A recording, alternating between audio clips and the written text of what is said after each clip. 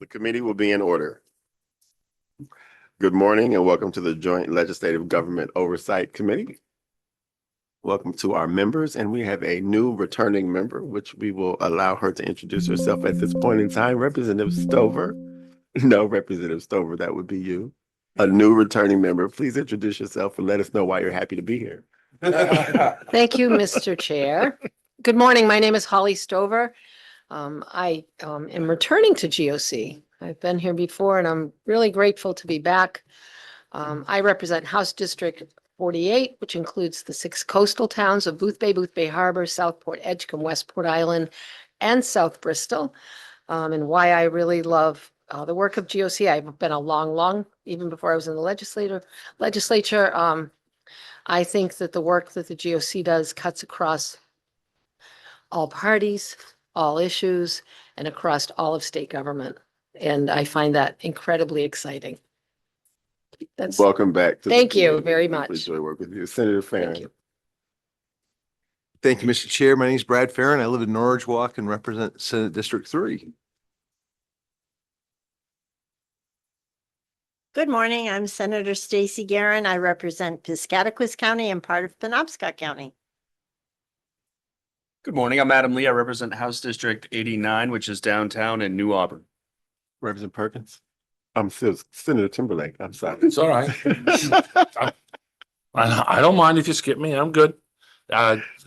Jeff Timberlake, represent District 17 in Androscoggin and Kennebec County. Thank you, sir.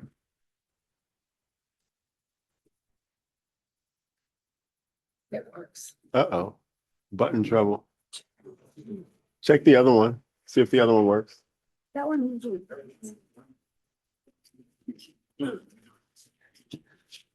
Thank you, Mr. Chairman. Good afternoon or good morning. My name is Representative Chad Perkins. I live in Dover Foxcroft and I represent District 31, which is 7 towns in beautiful southeast Piscataquis County. And Mike Tipping, Senate District 8 in Penobscot County.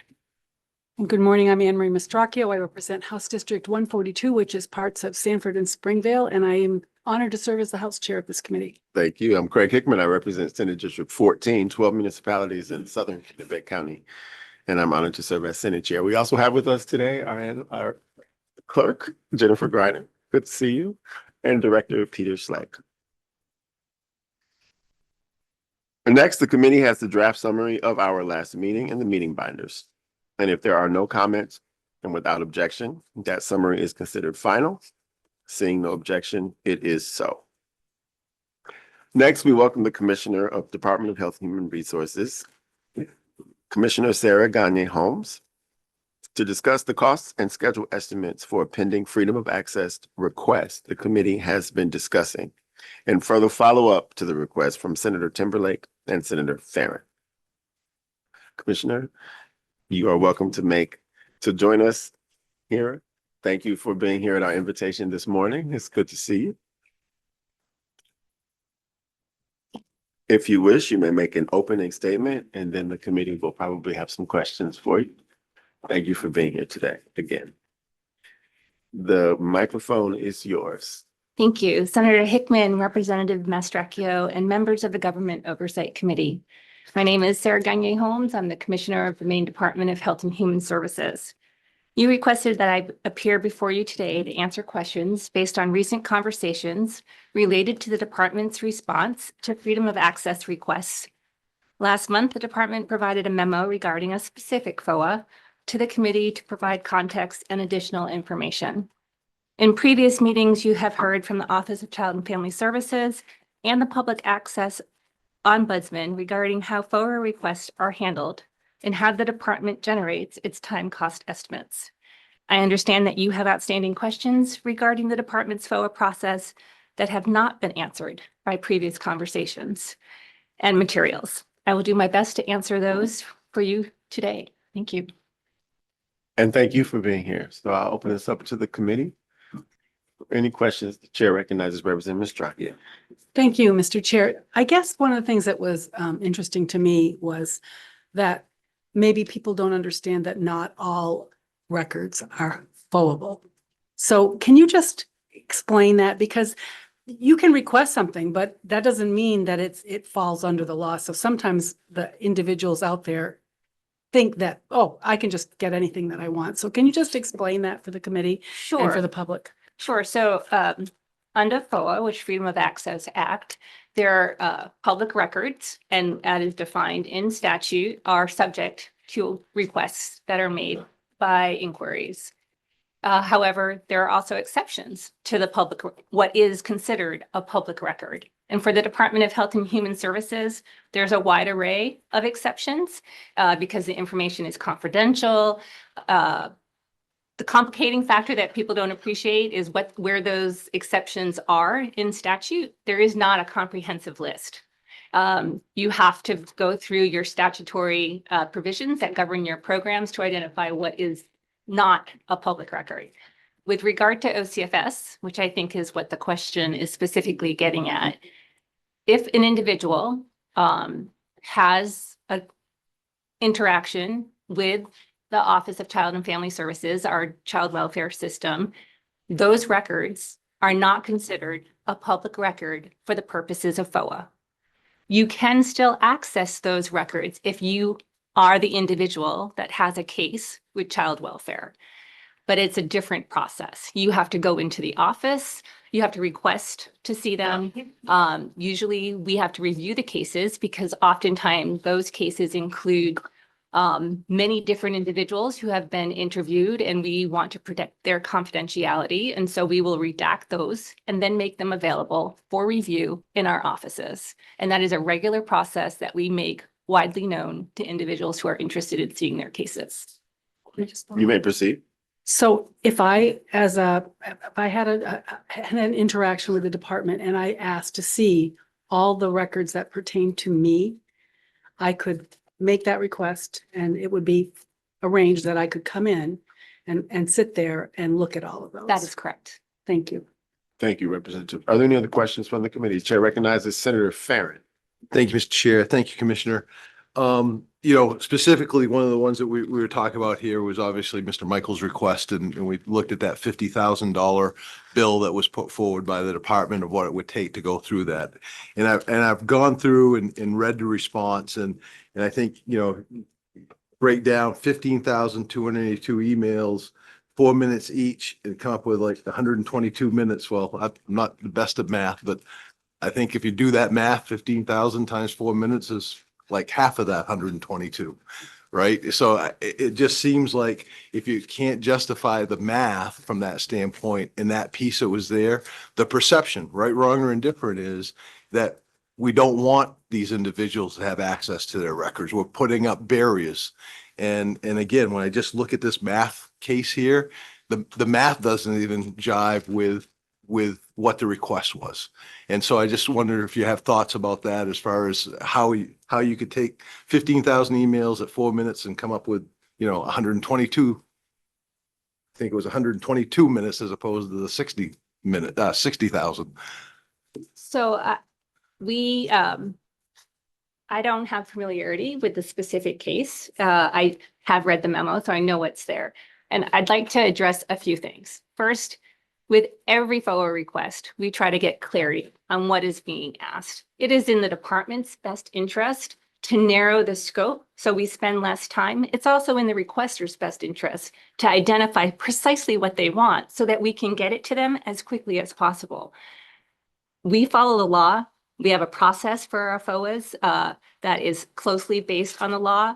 When we worked on revising that process during this administration, we ran it through the ombudsman to get her feedback. She didn't approve it because we didn't ask her to approve, but we checked in with her to make sure that our processes followed the law.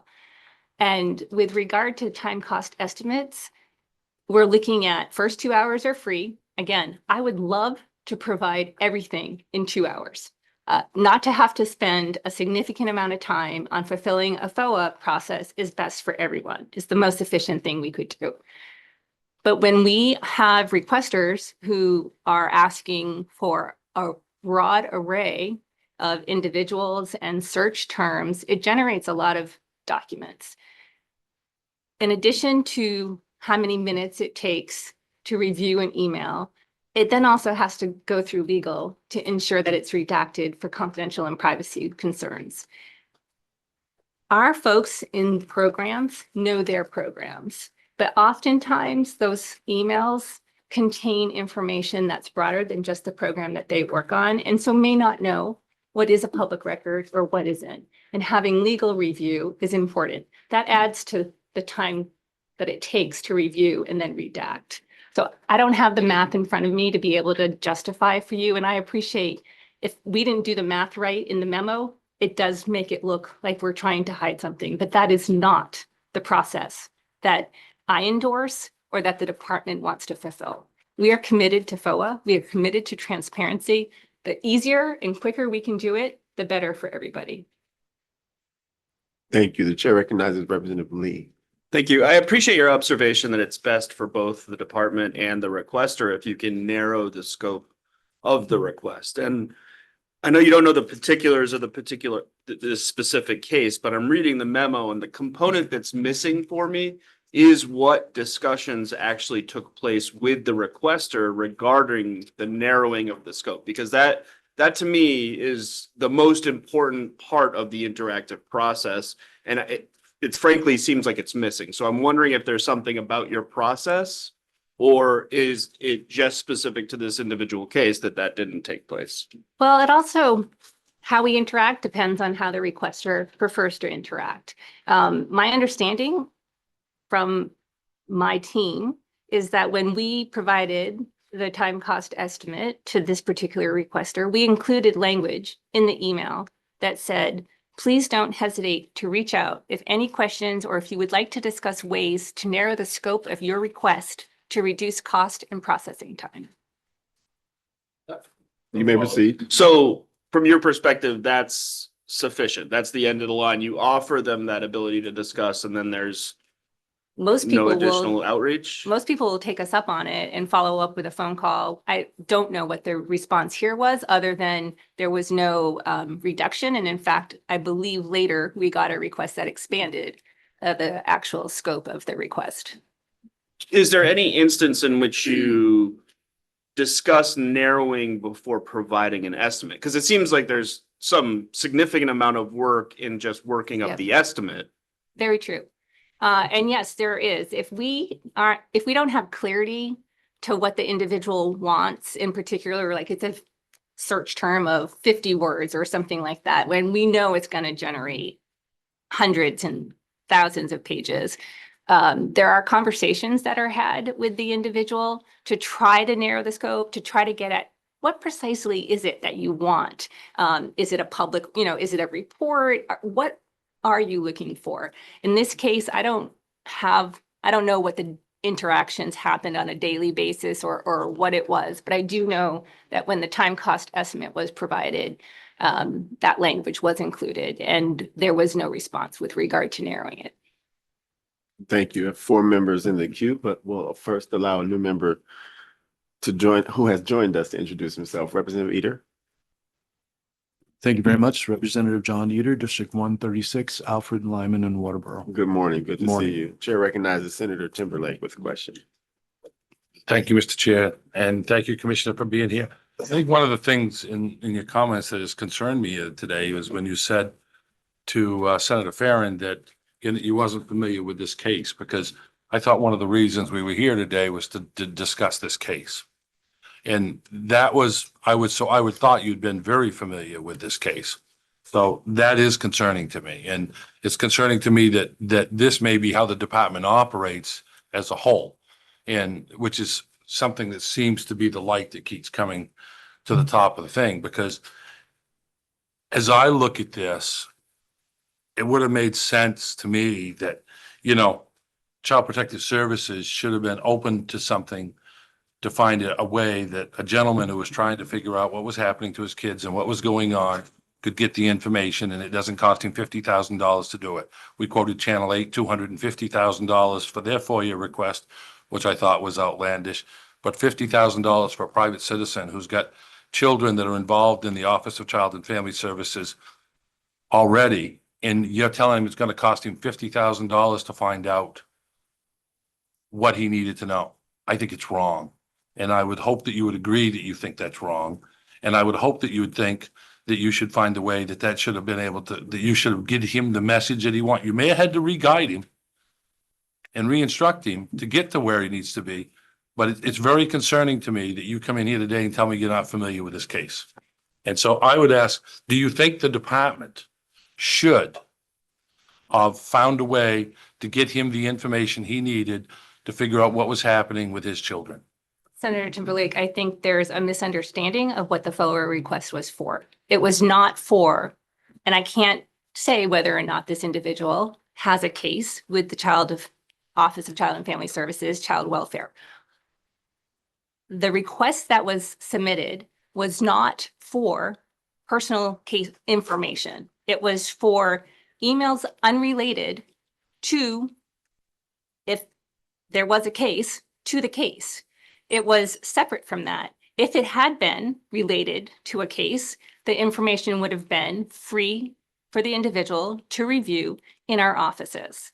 And I was under the anticipation that I was asked here today to talk about time cost estimates in general, not specific to this case. I am familiar with the memo. I am not familiar with the intimate details of the interactions between my public access officer and this requester.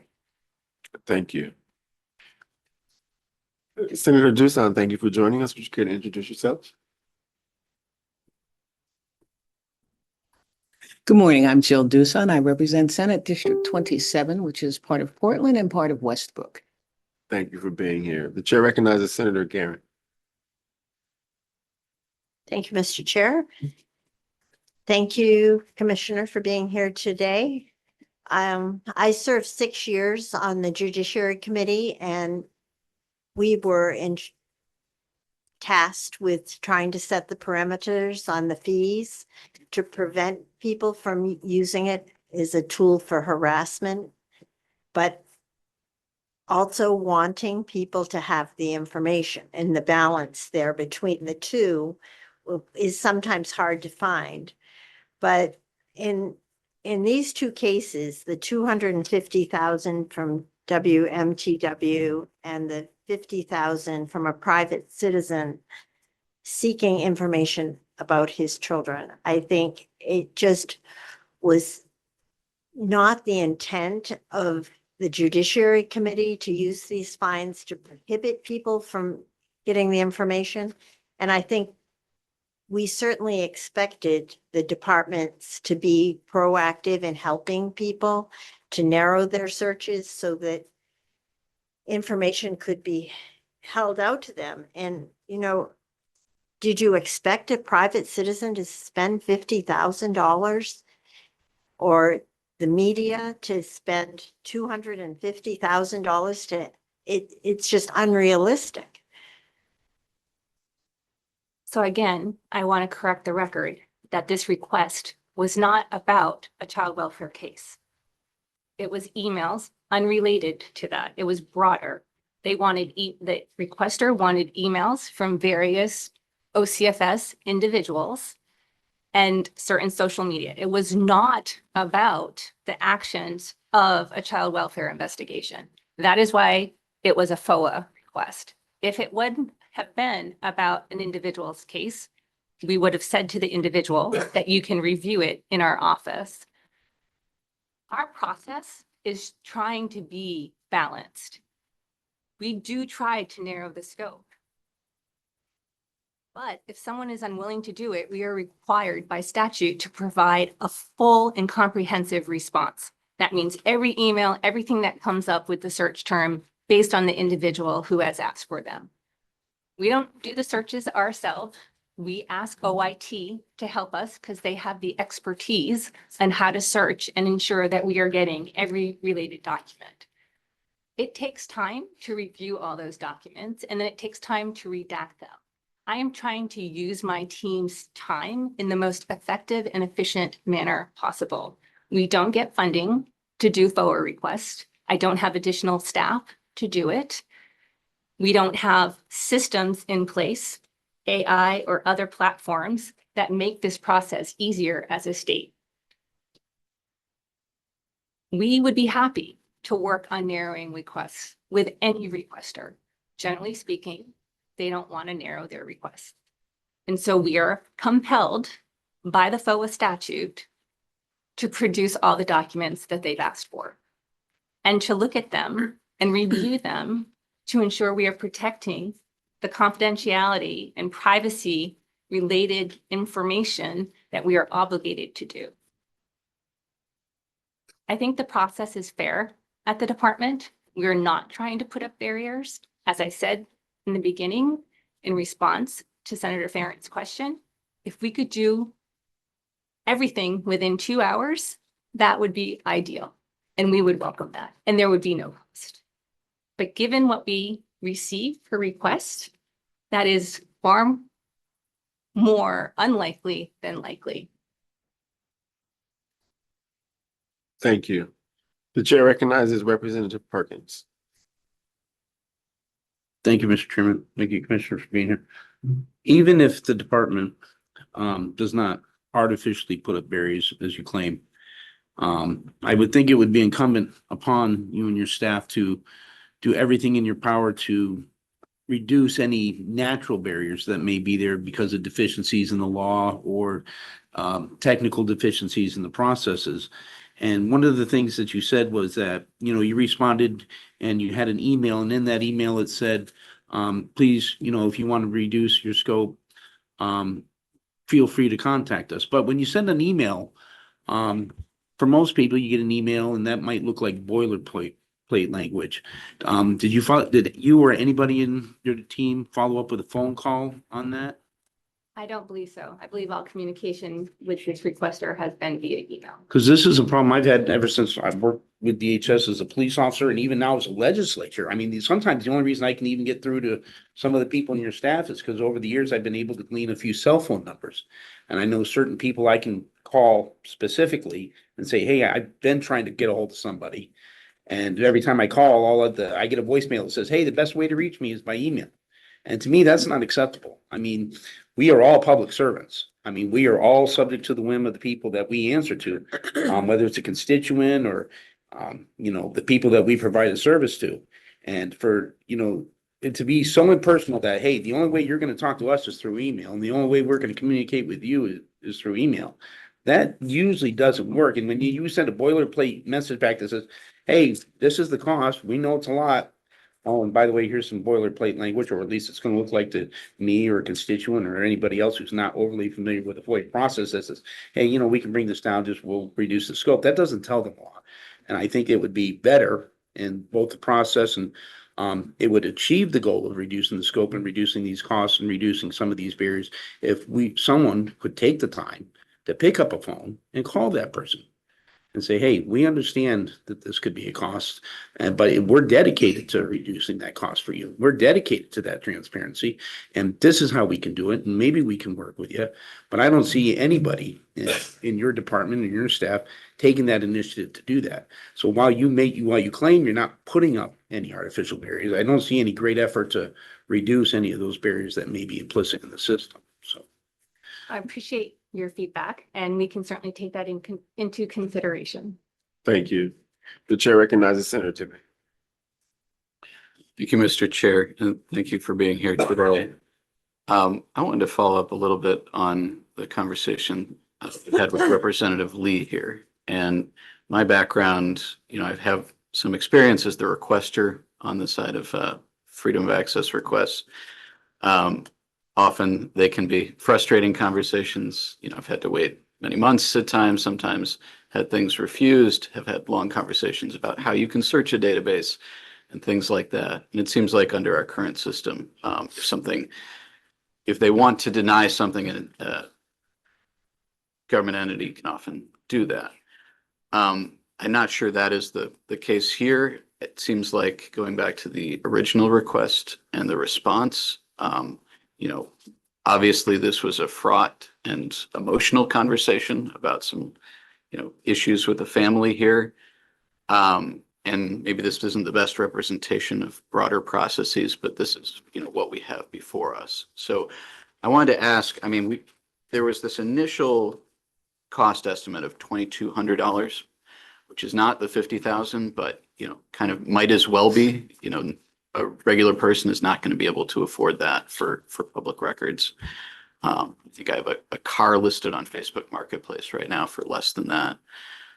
But that, it seems just from the request here, was probably based on this last bullet that was requested around any reference to video, TikTok, social media threat, disorderly harassment, or press.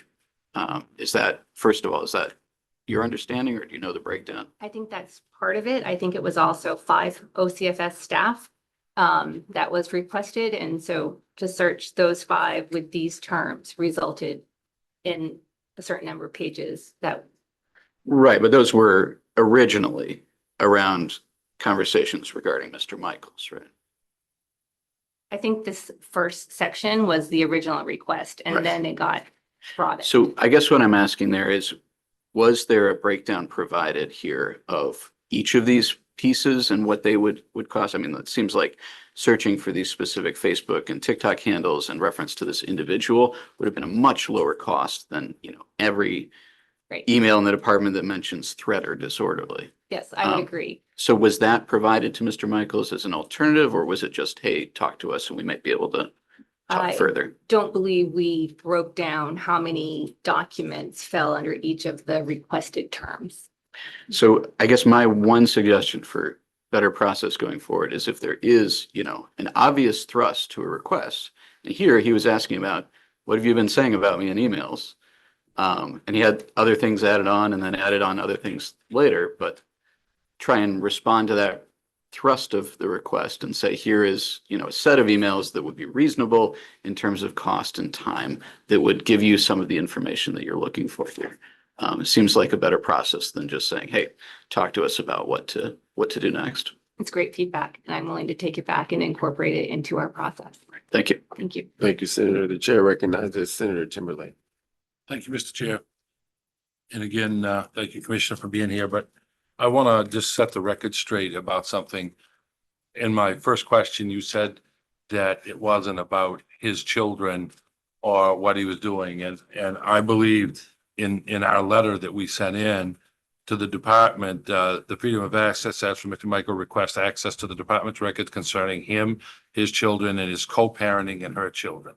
So I believe, just for the record, that what we're talking about is for him and his children and what was going on with the department. It wasn't outside of the scope of his family. Is that correct? The request itself, first of all, a FOA request is not the appropriate way to gain access to child welfare materials. And that would have been made clear to an individual who was inquiring. What we can provide under a FOA did not include the children. It was very specific to the individual social media presence, certain phrases, and certain social media. But wasn't this all about him and his children? Senator Timberlake, I think what I'm hearing from the commissioner is that the request that Mr. Michaels made to the department regarding his children is not available under the Freedom of Access law. But was that, and what I say, Mr. Chair, is, was that made known to him so that he wouldn't have had to done a FOIA request, that he should have just been given the information and not been given a bill for $50,000? Was that message sent to him? Commissioner? We regularly tell individuals who are asking to see their case files that they can review them in the office. I would have to check. I don't want to make a misstatement in front of this committee. I do not know the details of how OCFS responded, so I cannot answer your question at this time. Happy to follow up. Thank you. I would appreciate that, Absolutely. because I think if that would have been done and he would have been able to get the information of what he wanted, without having to pay $50,000, we wouldn't be sitting around the horseshoe today having this discussion. Fair. And I'm not convinced that that happened. We will It get a is- follow-up. We'll find out. Yes, I will follow up. The chair recognizes Representative Lee. I think this sort of colloquy here demonstrates Senator Tipping's point, which is it's hard to read someone's FOA request who's not an attorney as their actual request. They're new to a process. They're not necessarily informed of all the things that they need to put in it. And my experience with this mostly comes from providing legal advice to municipalities. And obviously the scale of requests that they receive is probably smaller than the department's, but the best piece of advice I can always give somebody when they receive a voluminous request is that what that person's actually looking for? And so rather than go through the machinations of working up the response and how much it's going to require monetarily and hours wise, I always say you got 5 days to acknowledge the request, say this is going to be a lot of material. And since it's going to be a lot of material, would you like to discuss with us the narrowing of the request? And so rather than putting that as has been said in boilerplate, it seems to me that the best approach is to have that initial discussion, whether on a phone call, whether via email, that this is going to be a big request. Let's talk about narrowing it before giving the estimate. Thank you, Representative Lee. I'm open to feedback and improving our system. So I am making notes and we will certainly take into consideration and adjust our processes as you're recommending here today. Again, it is not the department's intent to create barriers. We want to provide the information. And, you know, many eyes, many perspectives improves processes. And so I welcome them. Thank you, Representative. Chair recognizes Representative Perkins. Thank you, Mr. Chairman. Thank you, Commissioner.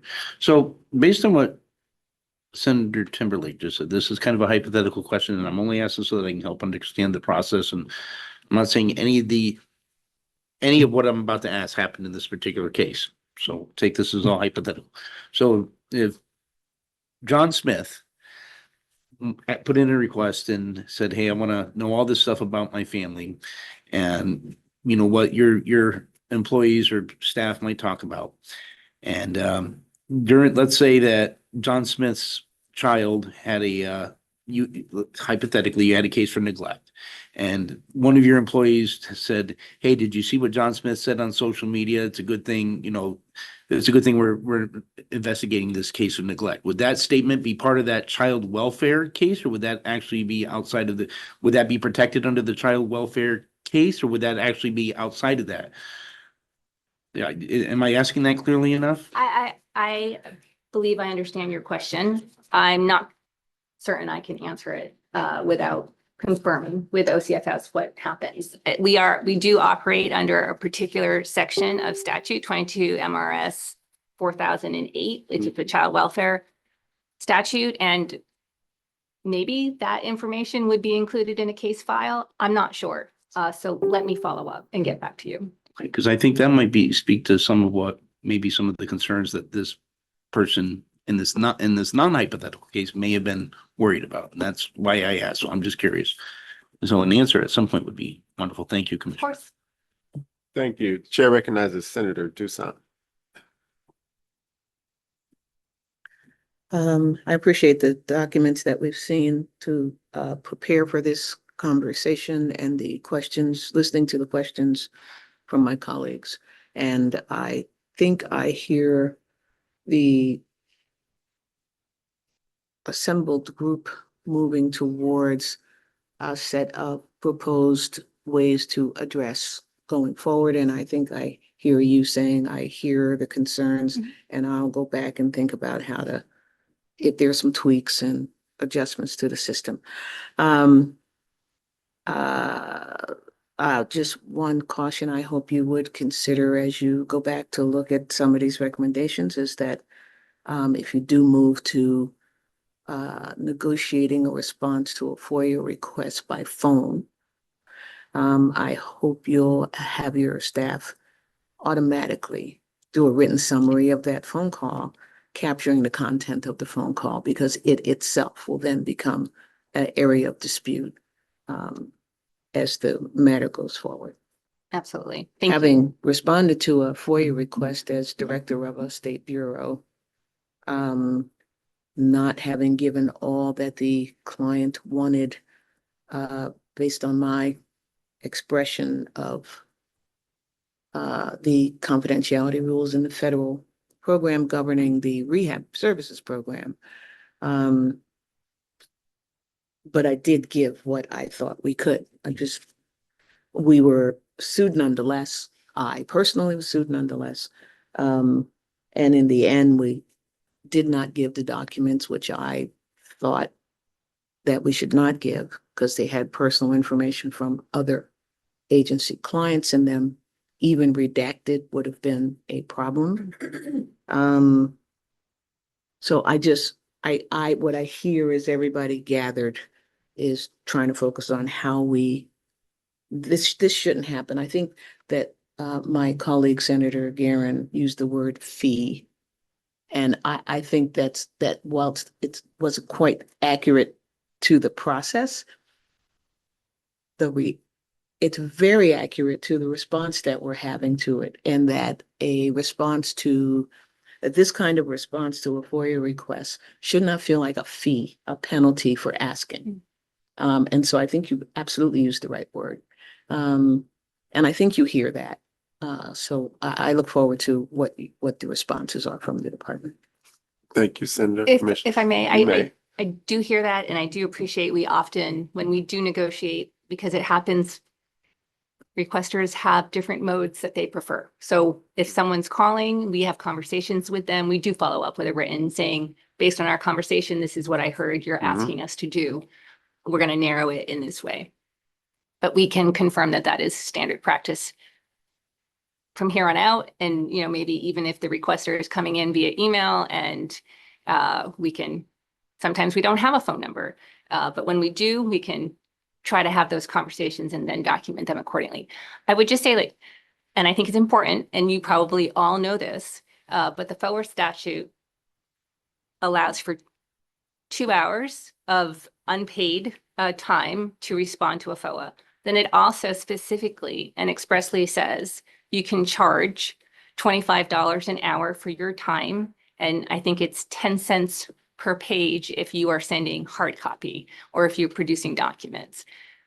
The department follows the statute. We are not making it up in order to create barriers. I just want to make that clear, that we have taken the statutory language and created a process so that it is standardized across the department to be responsive to FOIA requests. Thank you. Thank you, Commissioner. The chair recognizes Senator Garin. Senator Garin. Thank you, Mr. Chair. Thank you again. DHS has always emphasized the confidentiality aspect of the child protective cases, but I think maybe we've gotten a little off track on who we are protecting. We are trying to protect the child. And it seems that in some cases it's become kind of trying to protect the department. And I wondered if there is a way to kind of open up the procedures within the department and kind of shine light on how those inner workings work. And that would reduce the FOIA requests because people would understand how the inner workings were established. Protecting the confidentiality of the child, but not as concerned about protecting the department. So I appreciate your perspective. I would disagree that we are trying to protect the department. We follow current law, and currently the law says we have obligations not just to protect the child in question, but our case files, the investigations, you interview a number of people who have interactions with that child. Other children are also involved sometimes. Those individuals deserve our protection as well of their private information that we gather during that process. That's why it takes time to review those documents to ensure that we are treating the information as it should be and as we are legally responsible to do. I'm not sure how we make what you're asking with regard to making how we work more transparent. I mean, our policies are online for child welfare. It's laid out sort of the steps that we take. And again, I would just stress, we follow the law in protecting confidentiality and privacy and private information of not just the child, but all of those other individuals who have been interviewed during the investigation. We have an obligation to them as well. And so perhaps it's a legislative change that needs to happen if you're unhappy with how the department is adhering to the law. Thank you, Commissioner. Chair recognizes Representative Mastracchio. Thank you, Mr. Chair, and thank you, Commissioner.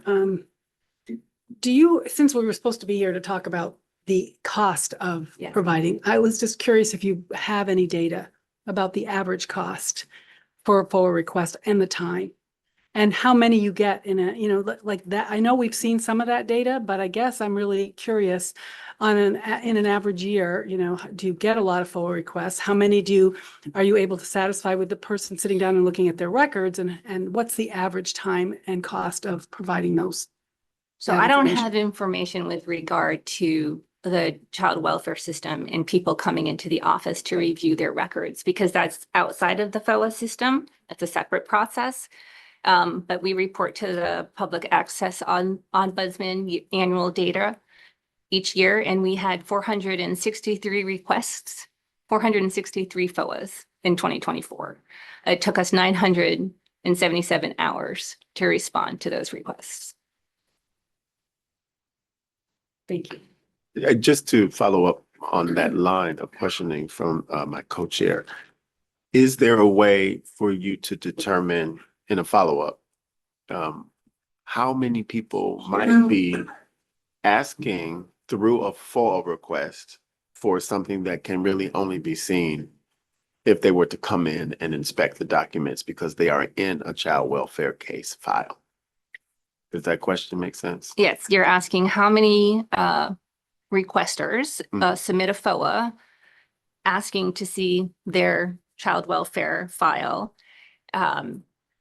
And I don't know if we have that, but I can look and see. We track denials, so I can see if I can find that for you, It's just a matter of, do families understand that they can ask. that they can ask outside of Yep. FOA for this information? And so if they are starting with a FOA request and ending with an inspection of a child welfare file, what's the disconnect? And is there some public education campaign that needs to be done by the department to limit the need to go through something that formal instead of requesting that we come in and see what's in our file? Sure. Thank you. The chair recognizes Senator Timberlake.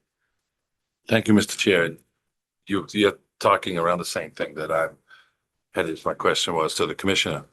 Commissioner, I guess I'm just trying to clarify and understand, number one, how we got to where we're at and what we do in the future to make sure that we don't end up in the same circumstance again. And as I listen to this, so if someone comes in and asks for information about their case or their children or what it is, are you folks automatically considering that a FOIA from that point on?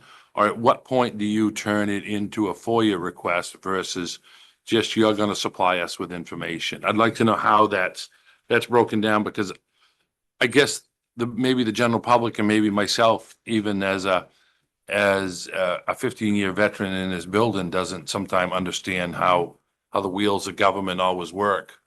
And I'm just trying to make sure that the people understand and that your office is making sure the people understand of how Mr. Michaels, in this case, could have gotten this information without having to get in a bill for $50,000. And so how would you answer that?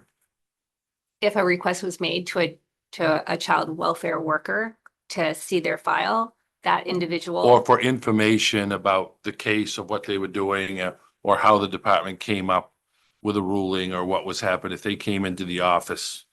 I mean, we got all sorts of them. I could read you a list of them I got in front of me that I'm working with your department with, trying to get to the bottom of when they come in and ask for information. At what point do you say, well, we can't look that up because that's going to take more than 2 hours, so we're going to have to charge you? We would never say that if it was about someone's child welfare record. We don't have costs associated with reviewing their records because it's separate from the FOA process. So if someone is asking and it is information that can be shared, again, the details, right? Some details aren't shareable under certain circumstances. It all is very case specific. But if someone is going in to one of our district offices that has a case with child welfare and says, I would like to see my file, I would like to better understand X, Y, or Z. If that information can be shared, we would say, we need to review it. So let's set up a time for you to come back and you can sit down in this room and you can see your file, and it doesn't cost the individual anything. Because it's outside of the. Because FOIA. it's outside of the FOA process. Yes. Thank you. Senator Timberlake asked an answer. I'm processing what she said because I want to phrase my next question to follow up on that. Right. So I'm having a hard time understanding on the letter that we sent to this committee and into your office on that Senator Farren and I sent on behalf of Mr. Michelson. Can you tell me how we got to where we got with this letter alone?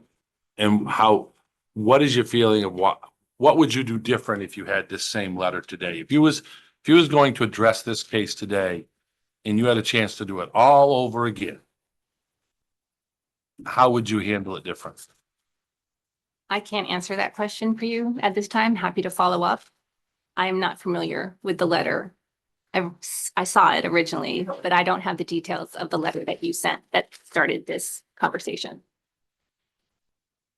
Surprises me, but that's okay. I look forward to your response. Thank you, Senator. The chair recognizes Senator Farren. Thank you, Mr. Chair and Commissioner. So through all of this, right, we're taking and we're bouncing back and forth and we're trying to improve the process and get to the point is, I'm new to this committee, but this committee and you have been in the forefront through this. We want to protect the children. And I think part of this FOIA request and the information that we're doing is important to that.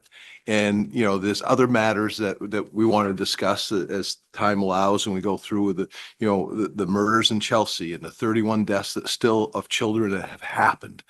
I would just ask you, in this particular case, if there is a parent, right, wrong, there's always two sides to every story, right? There's your side, there's the requester side, and somewhere in the middle. And we can go back and look at policies and procedures. How do we take this case with this individual and say, have a conversation to make sure that the children are safe, so we don't pick up the paper and say, well, we banded this around and we didn't have a conversations and we should have made a phone call and we should have asked for a request, and we find out that another child has been put in jeopardy. How do we get between now and our meeting in December and you going back to your office? How do we make sure that in this particular case, we're not putting any children at risk by having some conversations? We can do all the follow-up afterwards. That's great, and how we improve it. But I think there's something here. There's something to have a discussion about. And I would hope that your department would be proactive and not reactive in that case. That's my ask. That's all. We can go back and study and talk but pick this up and find out, is there any fire with the smoke that we're protecting children from? That's all I'm asking. Thank you. Thank you, Senator. Chair recognizes Representative Stover. Thank you, Mr. Chair. Thank you for Commissioner for being here this morning. Obviously, this is my first meeting back at DOC, but it sparks a lot of curiosity and questions for me within really focusing on what we have for the existing FOA statute. And I realize the department has to comply with multiple state and federal standards around confidentiality for different programs. And that sometimes requires, when you have a FOA request, you're redacting something over here because you can't have it. Let's just say, I'm using this just as an example, not specific. You can't have it, if you have a child welfare request and you've got some TANF information in there or SNAP information, you might be prohibited from, you got to redact that out. Or you have other children who may be relatives or fit kin, or maybe even outside the case, their neighbor kids. You can't have their names in there. So you got to redact. All that takes time, and time in this instance, we're talking about money. So you do have to redact it. My question's around, one of them, I have a few. It's how do we modernize a system that appears to be oftentimes here and everywhere heavily reliant still on paper? And paper is expensive, and paper, the time of moving paper, we know better over here than anybody. The time of moving paper around is very costly. But how do we modernize the system to look more at electronic transfer of records once redacted? And then my curiosity question, it's two-part. Really, first, how do we build the system so that we find better ways to communicate with constituents right from the front entry of a FOA request? Like, this is the FOA system. These are the things we're going to do for you. This is what may be the cost. This is what may be the timeline, depending on how deep you go, because you don't know until you start cracking things open. Just wondering, how do we communicate that better? Because that seems to be some of the angst in here. Recognizing those nuances of the various systems and how sometimes they don't go together very well, and federal protections under certain information, particularly in mental health and substance use disorder. And then also, it's been mentioned here on the horseshoe, what could be those statutory language changes or recommendations? I don't say changes, but recommendations. Like, if you live in this system and you deal with FOA every day, and we have existing statute, what would be some of the recommendations where this statute or these statutes, because it's plural, could be looked at for? What are those things that we as a decision-making body could look at that would improve the system and do exactly what Senator Farren is mentioning, make sure at the same time we're protecting the children? I know that's a lot, so thank you. You can take any part of it, and I appreciate it. Thank you, Representative. I don't have a direct I response. I understand. appreciate the feedback. I understand.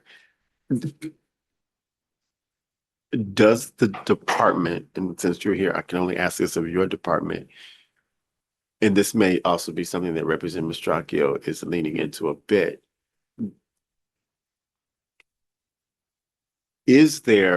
Are there people on staff who see a way that this could be improved, who then make those recommendations up the chain that gets to the legislature?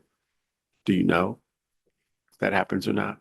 I do know that when we were reforming our FOA system, because our FOAs were taking a long time and we wanted to increase transparency, that we did have meetings with each of our offices has someone who is responsible within their program to search for a Okay. FOA. We can't do that centrally because we don't have access to all of the systems out of the commissioner's office. We met with them, we heard their feedback, we incorporated it into the process, and we thought we had a better system. Obviously, any system can be improved, and I appreciate the feedback I've heard today. I think they're all reasonable requests that we can accommodate. We can certainly reassess, we can reconvene our folks who do the FOAs, ask them for their feedback. I don't know what I will get, but I'm happy to ensure that we do that. Perfect. Thank you very much. Are there any other questions for the commission? The chair recognizes Representative Perkins. Thank you, Mr. Chairman.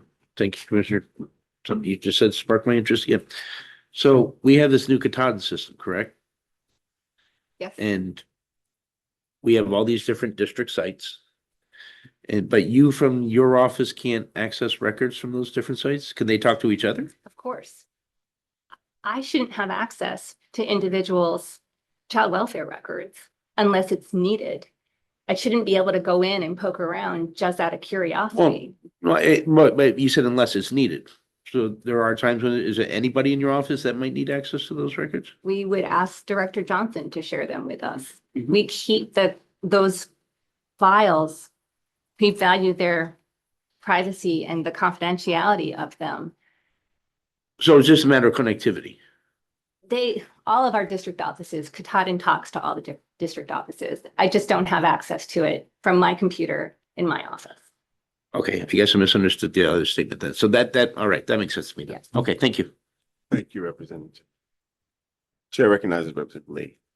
I'll note to Representative Stover's question that the Right to Know Advisory Council has on its agenda presently looking at technological fixes, because it is, you know, somewhat remarkable that we are so unadvanced when there is easy software out there that most lawyers have that can do this search function a heck of a lot easier. In the state of Maine should probably have it as well. Thank you, Representative. And the department would welcome that. Chair recognizes Senator Doosan. Just one quick contextual question. The alternate path for information in maybe it's not alternate in review of my case record.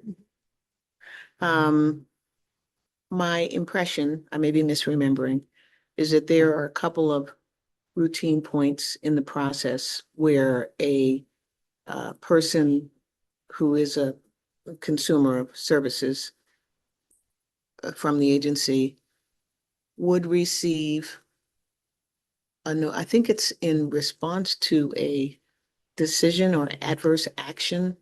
One gets a boilerplate description of your right to review, and included in that boilerplate is a reminder that if you want to see your file, you can come to the office and request it. Is that? I don't want to misspeak, Uh-huh. but I can follow up and don't see Yeah. those letters often myself. Mhm. So we can certainly ask the staff if Yeah. we're specifically thinking about OCFS, or I can query every office if we do that. Yeah, I think what I'm thinking, I think the source for which my memory is it coming OFI? is in relation to OFI, is Yeah. in relation to benefits and Mhm. determination of services.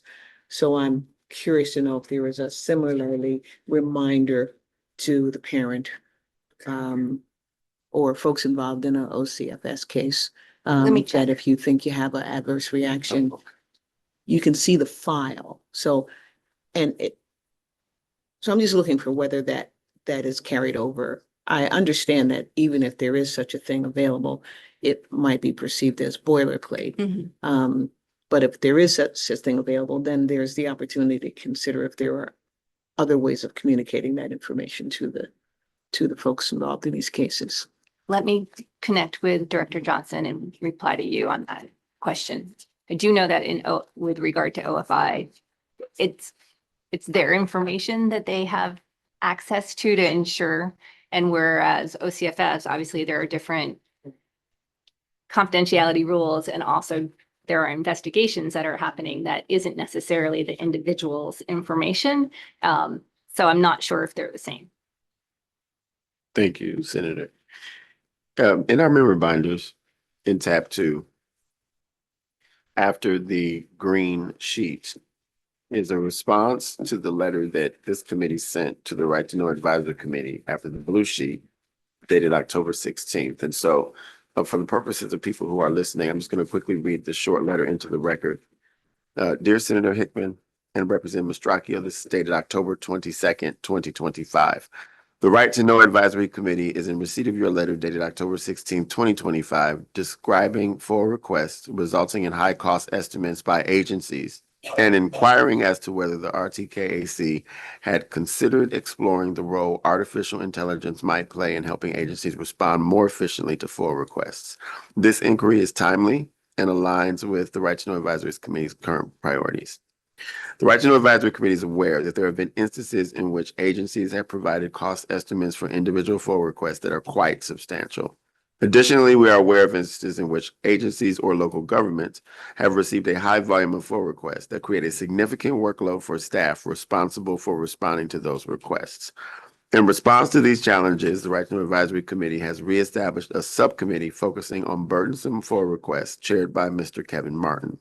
The goal of this subcommittee is to explore ways to streamline the FOIA response process and to ensure that members of the public are able to access public records without undue barriers.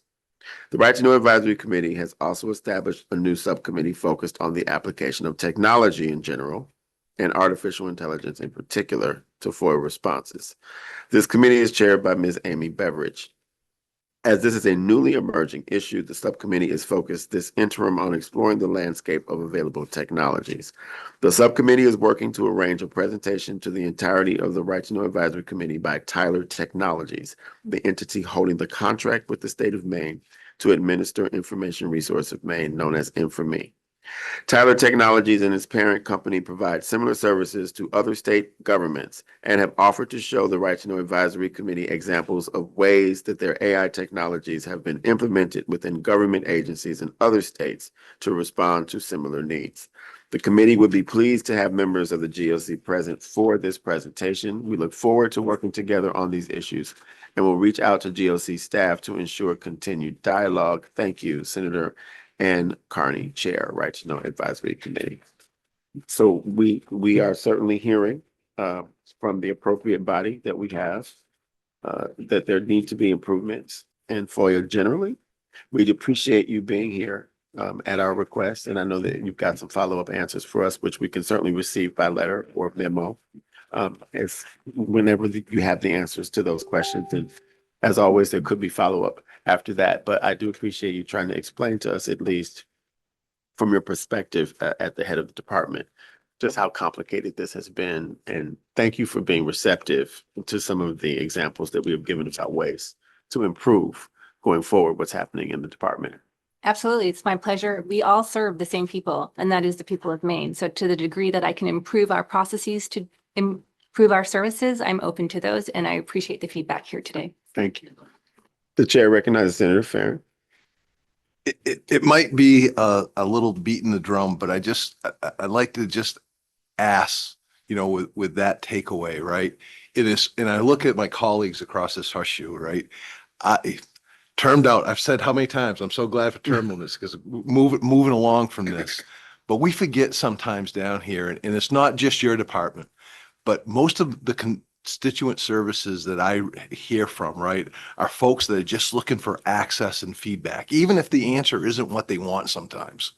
But that 187 person queue in line or whatever it is, right, those people feel detached from state government. And I deal with more constituent issues, and I look at my colleagues around this horseshoe, and when we call, we get a response, or our aides get a response, and it solves the problem. That feels good. But 90% of the time I go, it should never have come to us, right? It should be this bureaucracy that's Augusta needs to understand that they work for the people. And so when you just said that just peeked in my head, but it's got to be all the way down through, because most of these individuals, they just want to be heard. And when they're not heard, it ends up in front of us. And I just, hopefully you carry that back. And I know Mr. Michaels is sitting 2 rows behind you. Conversations go so far in this world, and just please, that's all I could say, that's all I ask. And I just said it again, but thank you, Commissioner. No, I appreciate your comments. I deeply believe I would not be in public service if I didn't believe that I work for the people of Maine. We have a constituent services individual. Her number's published on our webpage. Her email is there. She's very responsive. We are able to be very responsive to people who reach out through that that door, I guess. Your reference to being online and waiting and feeling detached. I do know that that's with regard to some of our public benefits and our phone queues. And we are aware of that. And we are working within our resources to improve that. But constituent services, there is another avenue. And I would encourage people to look on our website and go through that avenue. Senator Farren. I agree. And the point to that is most people who are trying to look for help don't know what constituent services are or what that means. Listen, as a 30+ year veteran, I still stumble through the VA system because there's so many different ways to go and so many different avenues. And we don't make it easy as a whole. And I'm using the collective we. I'm not just throwing, we as a whole under this dome don't always make it easy and accessible to the people of the state of Maine. I think we all have better work to do. I think I've heard a lot of the need for personal touch and customer service from all of the agencies that deal with people who are emotional because they've got emotional issues, because these are emotional issues, especially when we're talking about children and families. And so a form letter can seem dismissive, whereas a phone call is, even with a person leaving a message because they can't get to you, if they have the number, it just feels like good customer service. We should probably discuss, you got a letter in the mail, it's got a really expensive price tag on it. Call us back to discuss how we can get you what you need for a whole lot less than that. Senator Timberlake. Thank you, Mr. Chair. And just before we go away today, is following up a little bit on Senator Farren. Is said that, I've sat around this horseshoe now for 6, 7, 8 years.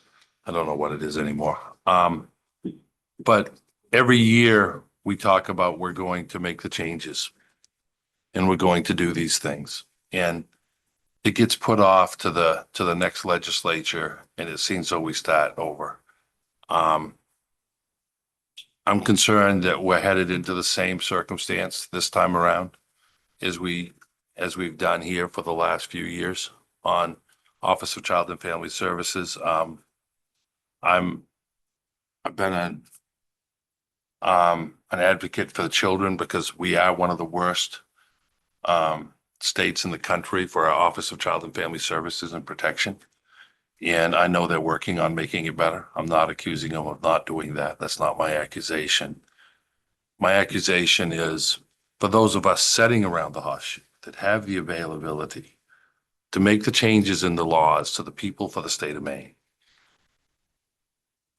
When in God's creation are we going to actually make them and get them done? We talk about it. We talk about it happening. It's still happening. It's happening today. I could list, as I say, 3 or 4 cases that we're not getting back to people, and little girls are where they shouldn't be, in my opinion.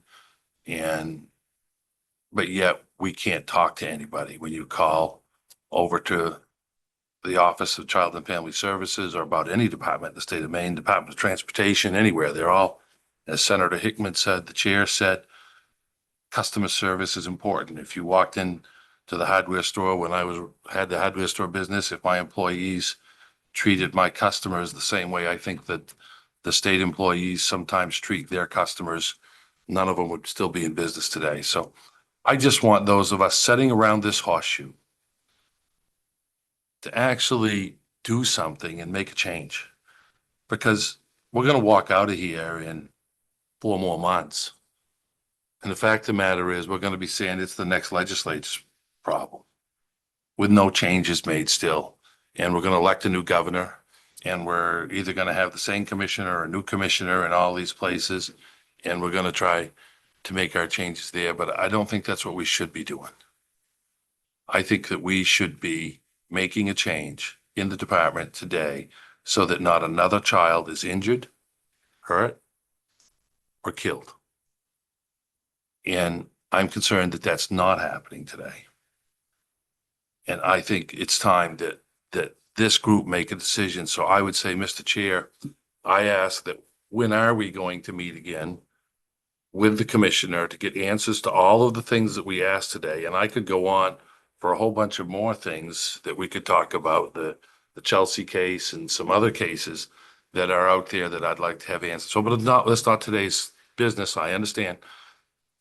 But we got a problem and we need to address it. And this committee has said they were going to address it for years.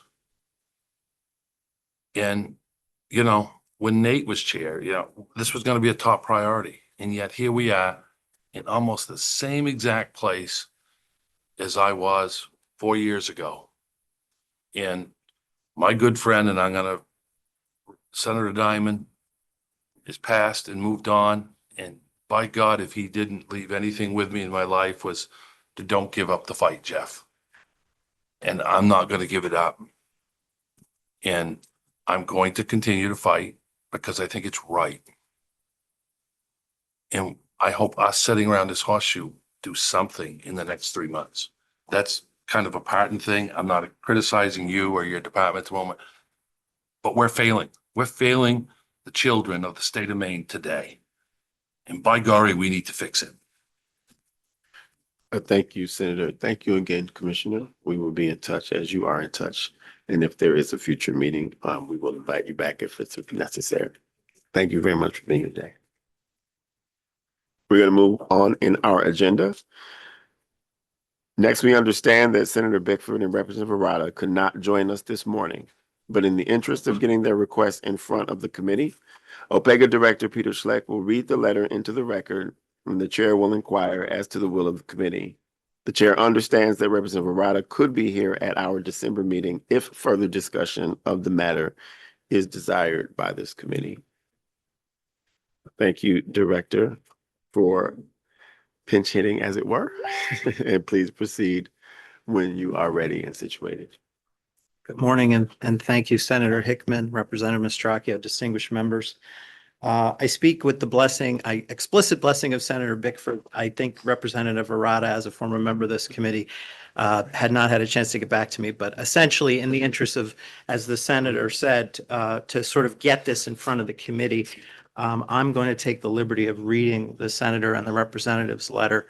And again, just with the proviso that obviously I'm taking off my OPEGA hat to just read the letter here. I don't know the facts of this case. These are facts that are asserted in good faith, and we will go from there.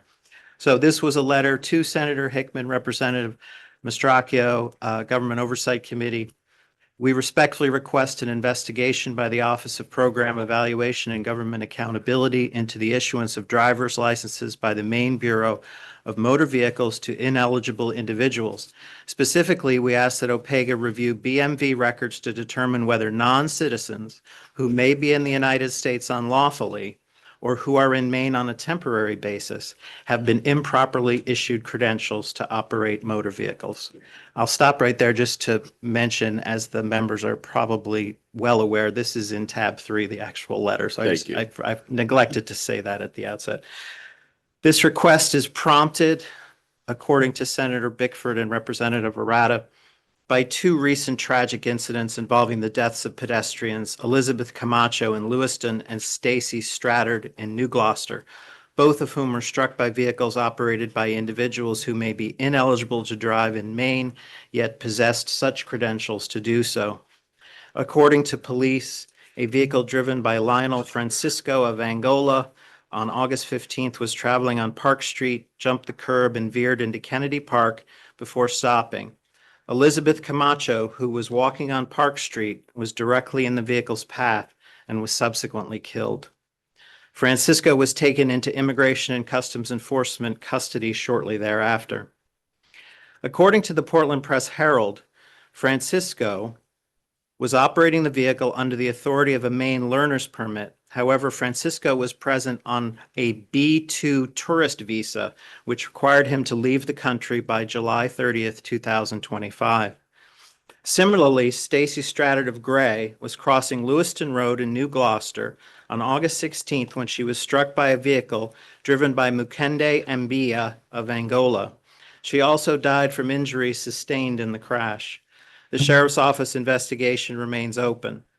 According to the Department of Homeland Security, Mbia entered the U.S. on a B-2 visa as well on December 23rd, 2018. The visa required him to leave the country by June 22nd, 2019, but he remained, and he was arrested by Immigration and Customs Enforcement on August 18th, 2025. Senator Bickford and Representative Arata go on to say this case raises urgent public safety and policy questions. One, how were these individuals able to obtain Maine driving credentials if they were only permitted to be in the U.S. temporarily or if they were unlawfully present?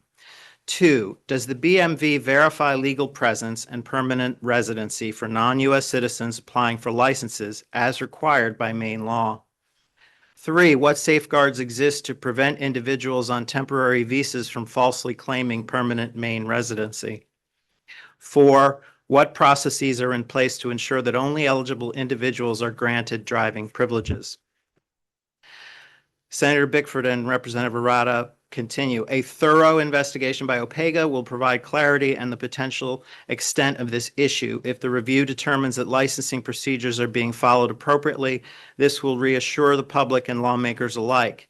If problems are identified, it will prompt necessary legislative action to close any gaps and ensure Maine's roads are safe for all. Either outcome of the investigation will be beneficial. OPEGA is the proper venue for this review, given its mission and statutory authority to access confidential records, as well as its exemption from the Freedom of Access Act. Its independence and expertise make it uniquely qualified to evaluate this sensitive matter. Finally, the Maine legislature has a fundamental duty, according to Senator Bickford and Representative Arata, to safeguard public safety and uphold the integrity of state processes. We look forward to further discussion of this request at the next and future meeting. I did just want to say one last thing, which is Representative Arata did, however, say if the committee wants to discuss this further and has questions of her, she can make it to the next meeting. So I did want to make sure I mentioned that. Thank you, Director Schleck, for representing the lawmakers in their request to this committee. Chair recognizes Representative Stracchio. Thank you, Mr. Chair. Did Representative Arata share with you any correspondence or information that she had received from the Secretary of State's office? No. Thanks. So thank you, Director, again. As is the standard for the committee, we get a presentation from a lawmaker or two in this case, and it is up to the committee to determine what to do with the request. So at this time, the chair would ask the committee. The chair recognizes Representative Stracchio. Thank you, Mr. Chair. I guess I would prefer to hear from Secretary of State's office at some point about the process, because my understanding was that at least one person had a learner's permit. We're talking about two particular people, but the other one had a driver's license that was obtained legally through the processes that are in law. So I guess, I'm satisfied that it would be helpful. It might be helpful to hear about this, but I'm not prepared to recommend that we have a full-blown investigation until I would hear from the Secretary of State's office about the actual process for somebody who's here temporarily but legally. Because I can imagine I can go to Europe and I can get a driver's license. I mean, I can drive there with an international driver's license. So I guess there has to be a process for people coming here who drive to be able to drive. So I guess I'd like to know what that is before we even think about if everything's working the way it is, and it just happened to be that these two individuals didn't renew their status in this country legally. Does that invalidate their driver's license? Because there's a lot of people whose licenses expire and they're still driving around and they're citizens. Thank you, Representative Stracchio. We have with us the Senate lead on the Transportation Committee, which looks at these issues. And I was wondering if, I think I'm correct, Senator Farron, but correct me if I'm wrong, that there are legal processes and a very thick list of rules for people who are in the country who are not citizens to obtain permits and licenses. Is that correct, Senator Farron?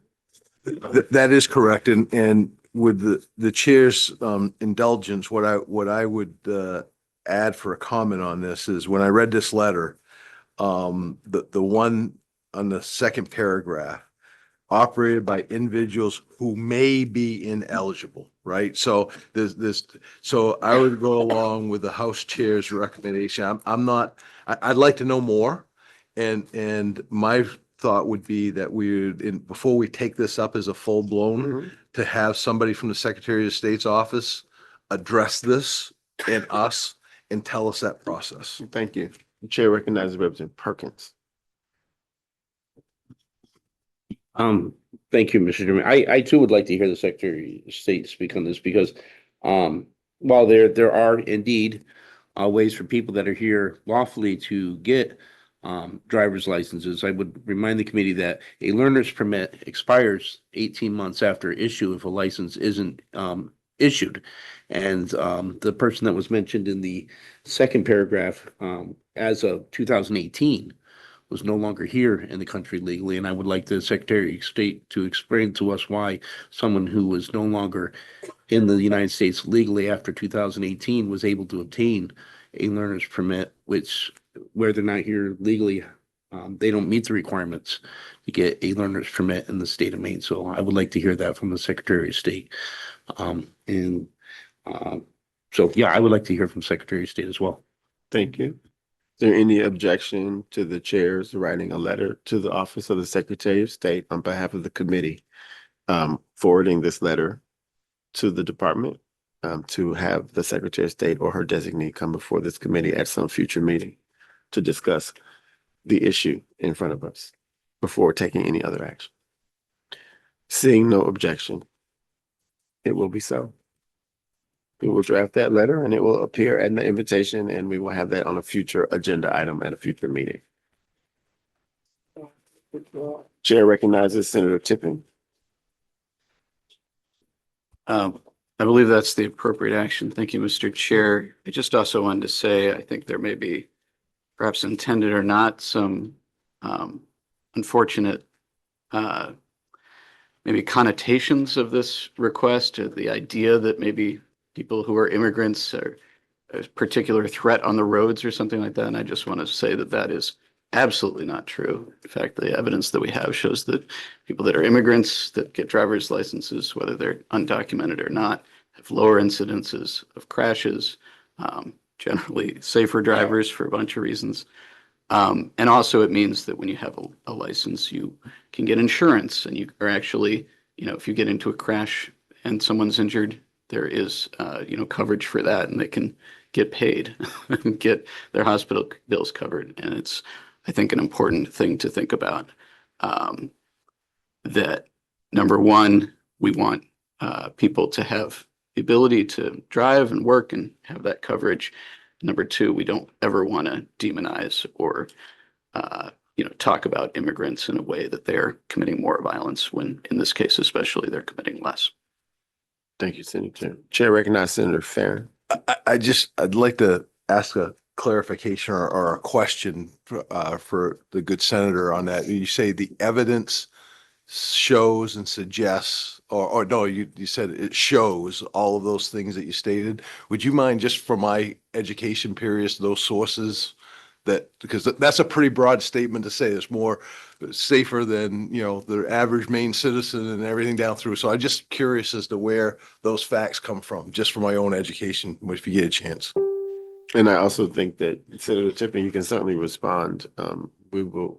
We can verify anything when we have someone from the Office of the Secretary of State come to talk about statistics and the rest. Senator Tipping, would you care to respond? Yes, and this is a widely discussed issue, and it's been before the legislature before. I certainly remember the evidence from those conversations, but some specific studies include from Utah State University that did a comprehensive review of it, as well as there's one here with a quick search from the Institute for Clinical Evaluative Sciences, and many others, easily accessible.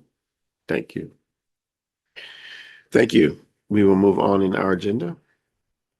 Next, OPEGA Senior Analyst Jen Henderson will be here. She is here to provide a presentation to the committee on OPEGA's latest report, an evaluation of the credit for major business headquarters expansions. Welcome, Ms. Henderson. Not about drivers. You may proceed whenever you are ready. And Good we will be morning, moving to Senator. Thank tab you. 4 of our binder. And I believe in addition, Jen is handing out for you now the copies of the slides and the printed report, the printed bound copy of the report. So you should have those coming around as well. Great, thank you. May I have your permission, Senator, to share the slideshow on You the? may proceed with sharing the slideshow Thank you. for ease of viewing and for the public who doesn't have this in their possession at this time. Wonderful. Bear with me just one moment. There we go. All right. So Senator Hickman, Representative Mastracchio, and members of the Government Oversight Committee. My name is Jen Henderson. I'm an analyst with OPEGA, and I am very pleased to be here with you this morning to present the results of OPEGA's evaluation of the Major Business Headquarters Expansion Credit. It's quite a mouthful, so I'm going to try to just refer to it as the Headquarters Expansion Credit for the rest of today. Okay. I believe you have the report. Yes. And the slides before you. And in the presentation today, we'll start out with just a brief overview of the credit and how it works. And then we'll mainly focus on the findings of the evaluation. And eventually we'll get to the recommendations from the report. I'll pause for questions along the way, but please feel free to jump in at any time. I'm happy to take any questions as they come up. And if I may, as just some quick context before we dive in, and for those who may be listening in or who may not be as familiar with this process, this evaluation was not performed as the result of any particular concerns that were brought to the Government Oversight Committee about this credit.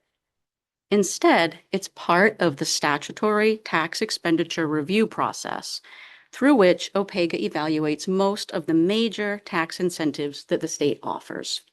And that process was put in place to support oversight of tax expenditures, which are typically not subject to the same cyclical budgetary review process as other programs. In these evaluations, we seek to provide information about a range of matters, for example, how an incentive is performing in comparison to its goals and how effectively it is designed. And those are some of the topics we'll get to today. And with that, I will get right into it. So first, just some brief background. The Headquarters Expansion Credit is a credit that provides up to $16 million over 20 years for a business that makes a qualifying investment in expanding or locating its headquarters here in Maine. This credit was enacted in 2017. And it is a refundable income tax credit, which means that if a certified business claims the credit and does not have any income tax liability here in Maine, then the business still gets that credit and it is distributed to the business as an income tax refund. Like many of the tax incentives that we've discussed with you to date, this credit is administered jointly by the Department of Economic and Community Development and Maine Revenue Services. DECD reviews applications for the credit upfront and certifies businesses. And Maine Revenue Services then, after the investment is made, processes claims for the credit through the regular income tax filing process. Both agencies also have required annual public reporting on the credit, and both told us that the total cost to administer the credit is low and is manageable within existing resources.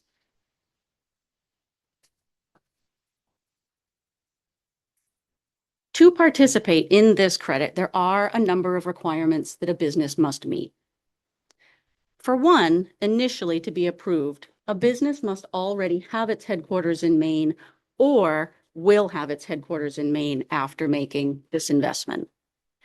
The business must also have locations in at least 3 other states or foreign countries, and the business must have at least 5,000 employees worldwide, with at least 25% of those already in Maine or will be in Maine after this headquarters project. So you can see those are really structured to make sure this is a business of a certain size that is intended to be able to access this credit. There are also some requirements for the investment itself.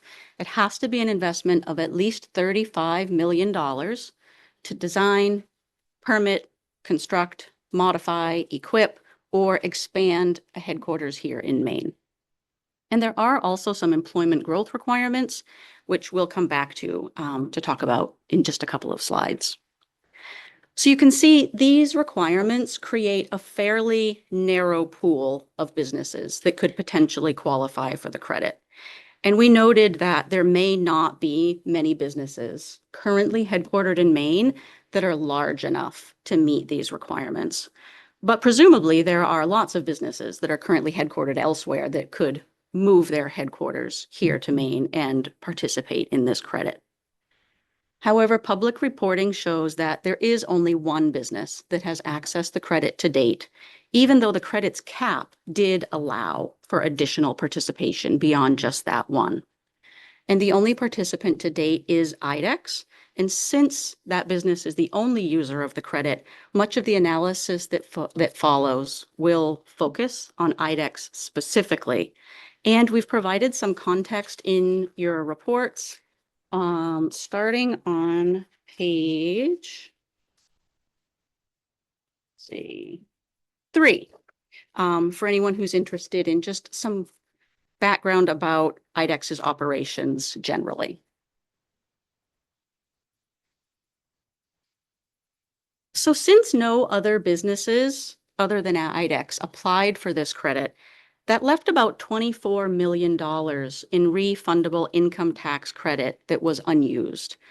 And the window for qualifying investment under this credit has now closed, which means no further participation is possible under current statute. Qualifying investment had to have happened by the end of calendar year 2022.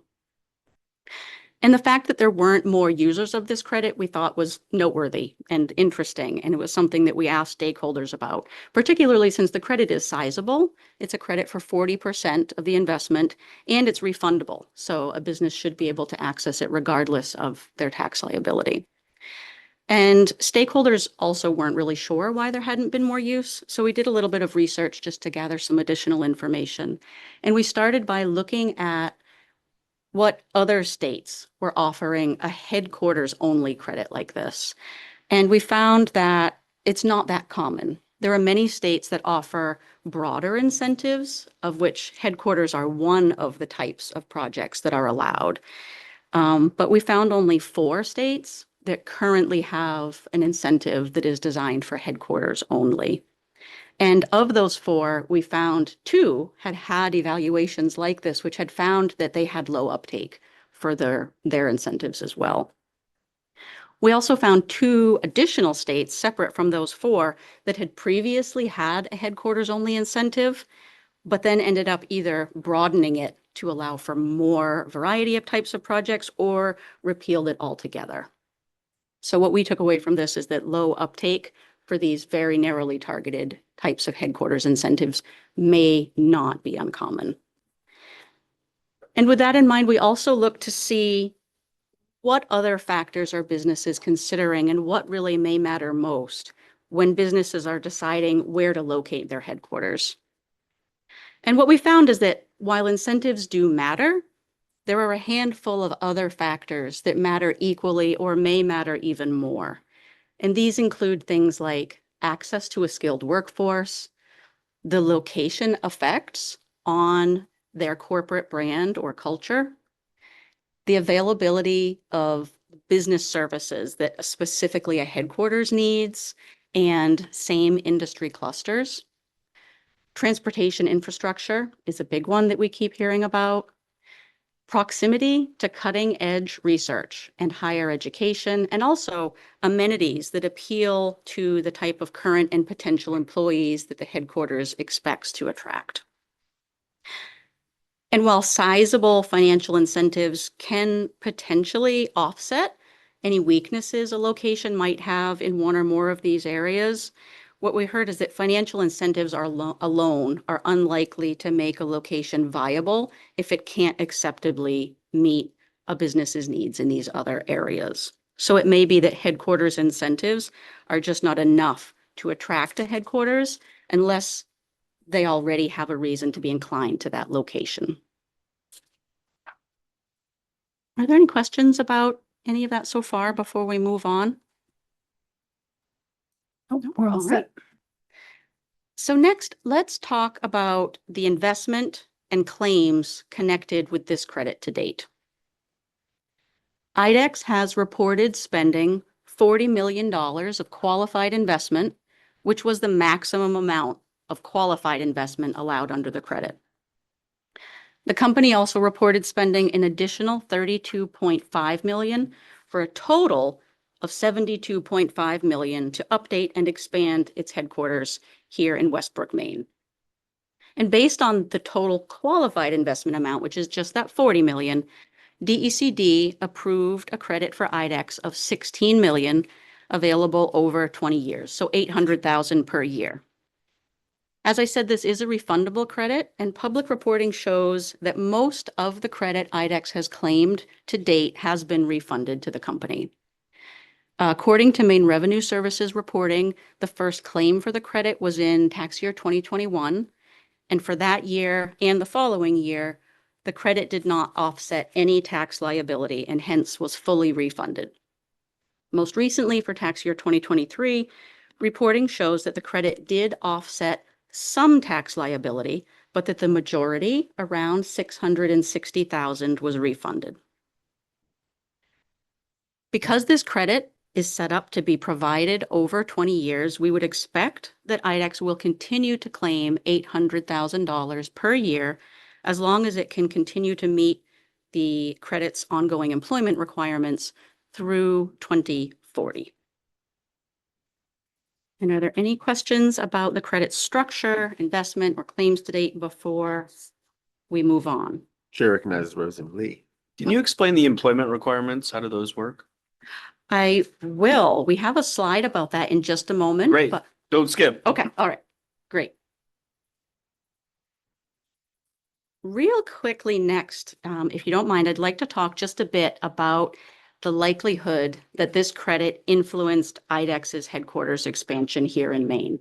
Those of you who've been here for these evaluations before know that this topic, also known as the but for, is always very difficult to assess.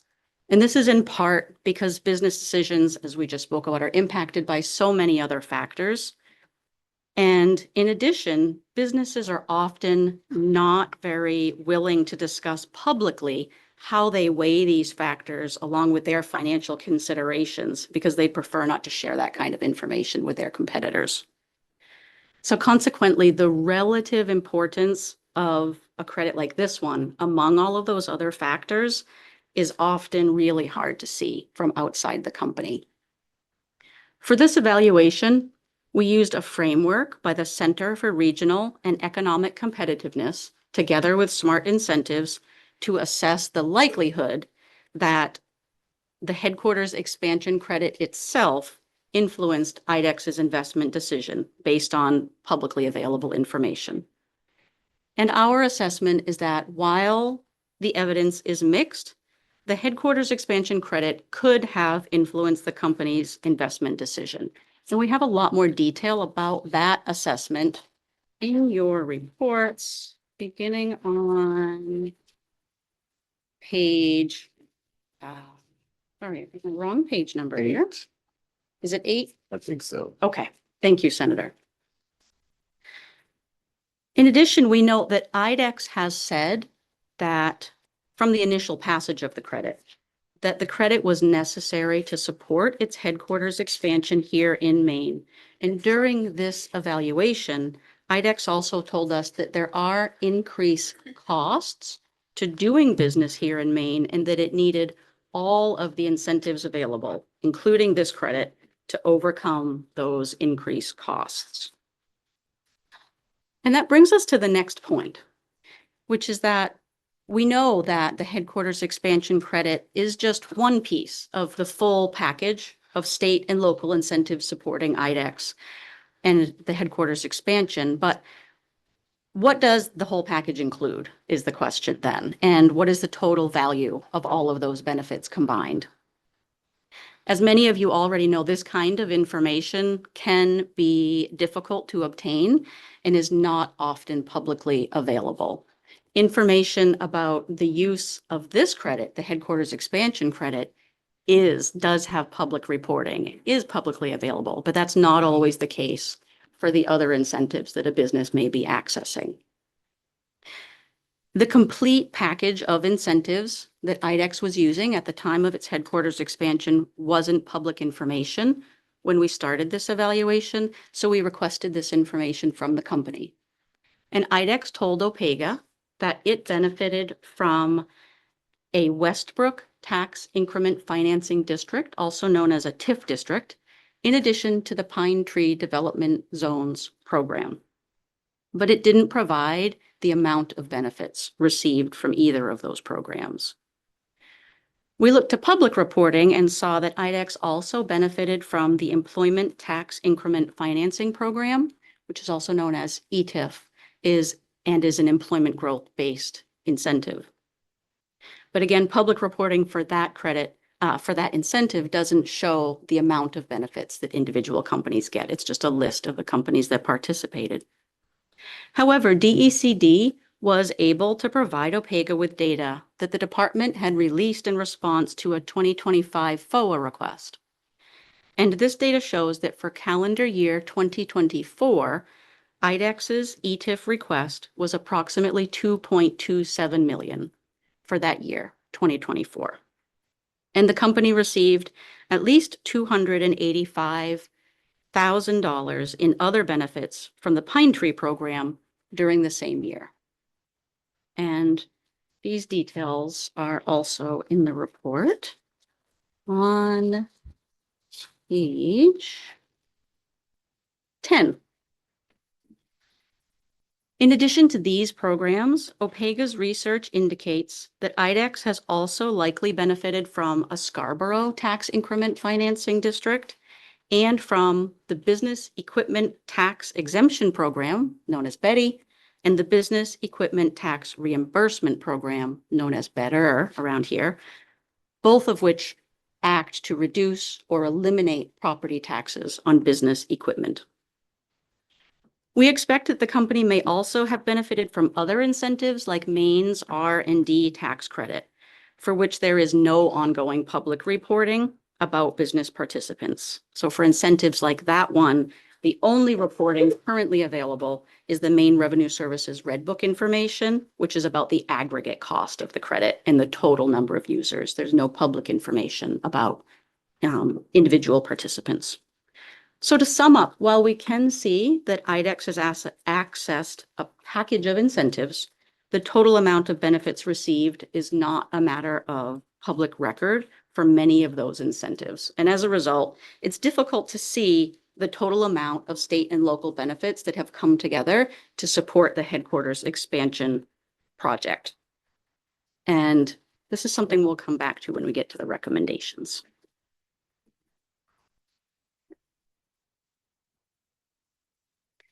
So with all of that in mind, we can see that it's hard to know how much this particular credit on its own may have influenced IDEX's investment decision.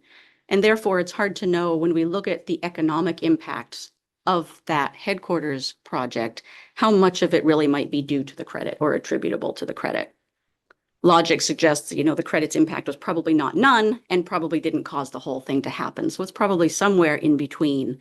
And for that reason, we've provided a range here, as you can see, so that you can see how the economic impacts, it's on the slide and also on page 9, at the bottom of page 9 in your report. So you can see how the economic impacts would vary depending on how much influence one assumes this credit had on IDEX's headquarters expansion. Opega used the Implan economic model to estimate the one-time ripple effects for Maine's economy that came from the headquarters investment.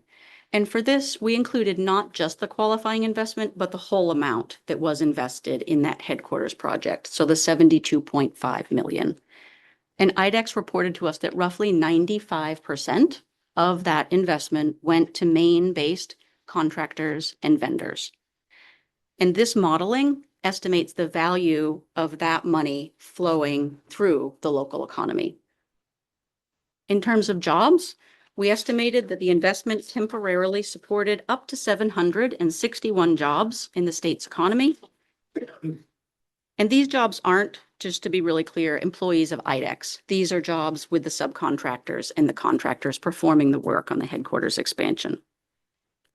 We also estimated that the headquarters investment generated one-time additional state tax revenue of as much as 2.9 million and up to 50.3 million in additional state GDP. And again, those aren't tax revenue and GDP from IDEX's ongoing operations, just from this one-time infusion of money from the headquarters expansion project. Are there any questions about those economic impacts before we move on to talk about employment growth? Any questions from the committee? Seeing none. All right. So as we noted earlier, this credit does require employment growth. And specifically, in order to claim the credit, a business must grow its employment by at least 80 full-time employees in Maine per year for each of the first 10 tax years for which the credit is claimed. This means 800 total employees have to be added over the first 10 years of claims. And then that level of additional employment, the 800, has to be maintained for the remaining 10 years of the credit claims. In any year in which the business doesn't meet employment requirements, the credit cannot be claimed at all. IDEX has met these requirements to date, adding 325 employees above its base employment level so far. And you can see from the table and the chart here on this slide, and also in the report, that this employment growth actually happened early on between 2018 and 2021, and that employment levels have decreased some since then. So as of the most recent report, IDEX has just 5 additional employees over the required amount. And what this means is that IDEX will need to continue to grow employment. The company will need to add another 475 employees by the year 2030 in order to be able to claim the full amount of the credit. And then that level of employment will need to be maintained through 2040 if the company is to be able to receive the entire credit amount. Are there any other questions about employment? Chair recognizes Representative Lee. Do we know the nature of those contractions? For instance, are those employees going elsewhere to another IDEX location, or has there been a layoff? We don't know the nature of the contractions. IDEX did let us know that while the Jeff Bauer, who had worked with us there, was not available today because of a scheduling conflict, that he would be happy to answer any additional questions. So I can send that to him after this meeting. And he said he'll certainly plan to be here for public comment or work session if this committee would find that helpful. Seeing no other questions, please proceed. Thank you. All right. So now we are on to the recommendations, and we have just 2 recommendations for legislative consideration today. And for those of you who have been here for our recent evaluations of other single-user tax credits, these may sound familiar. The first is about approaches to single-user incentives, and this is recommendation 1 in your report. It is beginning on page 18. As we discussed, this is a credit that is providing benefits to just a single user, and it's not the only tax incentive here in Maine that does that. But single user income tax credits may not be an efficient or effective way to target benefits to individual entities or projects. For one, they're not nimble or predictable for businesses or the state. Drafting and passing new statutory language for each single entity credit is a resource-intensive effort. And as we've discussed in here before, it can lead to each one being just a little bit different in ways that don't always make it easy for oversight. It also means that they're bound to the legislative calendar rather than the timing of business investment decisions or emerging state economic priorities. In addition, the timing requirements for processing bills may not always allow for a thorough cost analysis weighing the costs of a new single-user credit against the benefits for the state. And even if there is time for analysis like that, it's happening within the context of that single incentive that's come before the committee at that moment, rather than comparing across possible new incentives and existing incentives to ensure that the state's limited resources are targeting the highest economic priorities and delivering the most value for Maine. And we also note that when a state has a handful of these credits, each with differing requirements, differing rules, they contribute to a more complicated tax code. And we know that this isn't optimal because a simpler tax code makes the tax system easier for taxpayers to navigate and comply with, and also allows for a more efficient state administration. And furthermore, administering incentives through a pre-existing structure that reaches most of Maine's citizens and businesses, like the income tax filing system, is a really efficient way to deliver an incentive that is available to a large pool of taxpayers. But a structure with a broad reach like that just isn't as efficient as a way to administer a really narrowly targeted incentive. And sometimes it means that with each of these incentives, they have differing requirements and require their own unique tax forms. For all of these reasons, we recommend that the legislature may want to consider alternate vehicles for delivering highly targeted incentives that may be used by only one or only a few businesses. And there are many ways the state could do this.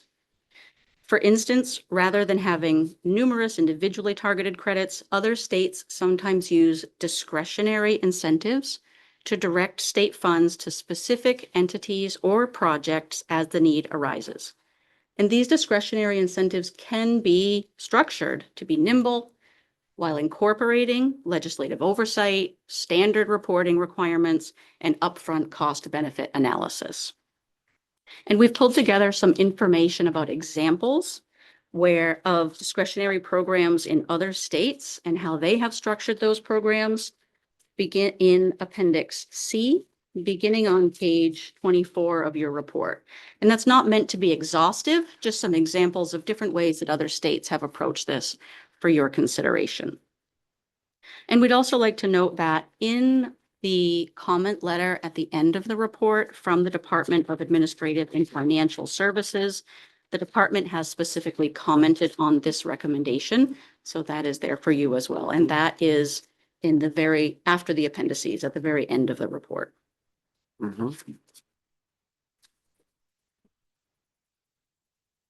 Any questions before we move on to the final recommendation?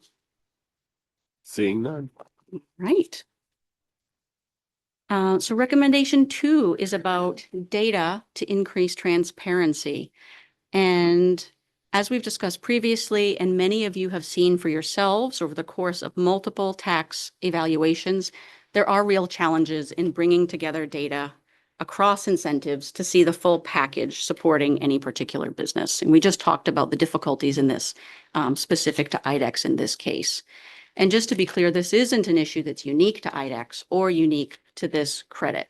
That sort of cross-incentive information is typically not readily available to the public or to support legislative oversight on an ongoing basis.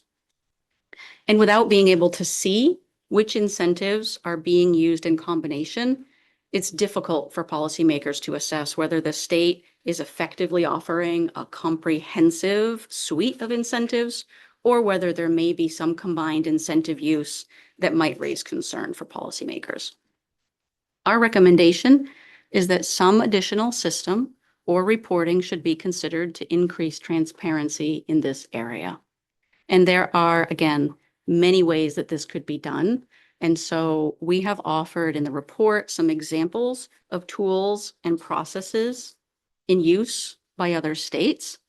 And that's included in recommendation 2 of your report. And I'd also just like to note that we're happy to gather more information or provide any additional support for this recommendation or the prior one, if either of those are things that the committee would like to pursue. Thank you. The chair recognizes Representative Mastracchio. Thank you, Mr. Chair, and thank you for the presentation. I just for context purposes, I remember when this bill came before the taxation committee, it was at the end of the first regular session, I think of the 128th. It was a governor's bill. There wasn't a lot of time. If you want to look at the original bill and the amended version had a lot of input from GOC in that. And that's why you see these pieces in here for evaluation. In fact, I remember it was Senator Dow and Representative Tipping, who were chairs of the taxation committee, and Senator Cates and I chaired this committee. And I remember sitting in their office and having conversations. It was amended finally on the floor of the Senate, and it passed under the hammer. And it was very much a single company's incentive. There is no doubt about it, and which was why a lot of us had heartburn about it. I am glad what we put in there. I mean, I think that it did what we hoped it would do. The piece that I'm really interested in is what your recommendation too. I mean, I understand the issue about discretionary money. A lot of states do that. For some reason, we've never been a state that did that. I do think even locally, we've tried to separate our economic development piece and let them have something that they can work with and then come back to our city council. It's really helpful if you know that you aren't going to be, if you're going to offer something, that then you don't have to go through this long process. In fact, this took I mean, I think it came up in June 14th and it was done and signed by the governor before, I don't even know, like a week or two later. I mean, it was pretty darn quick. So you know, there are some issues around. I mean, we did the best we could to have our input because we could see this was, it was presented to the legislature as a time sensitive issue that they were seriously looking at moving their headquarters out of the country, other places. There was a lot of competition at the time for businesses. So I understand why it happened, but I'm really interested to see it come to this full circle. I don't expect anybody else I didn't expect another company to take advantage of it. But I am very interested in figuring out how we are more transparent about all of the incentives that we are offering to a company that they're taking advantage of. So thank you for the report. I really appreciate it. And I look forward to hearing from IDEX at the public hearing and how it worked for them. Thank you, Representative. Are there any other questions for Ms. Henderson at this time? Chair recognizes Senator Tipping. Thank you for the presentation.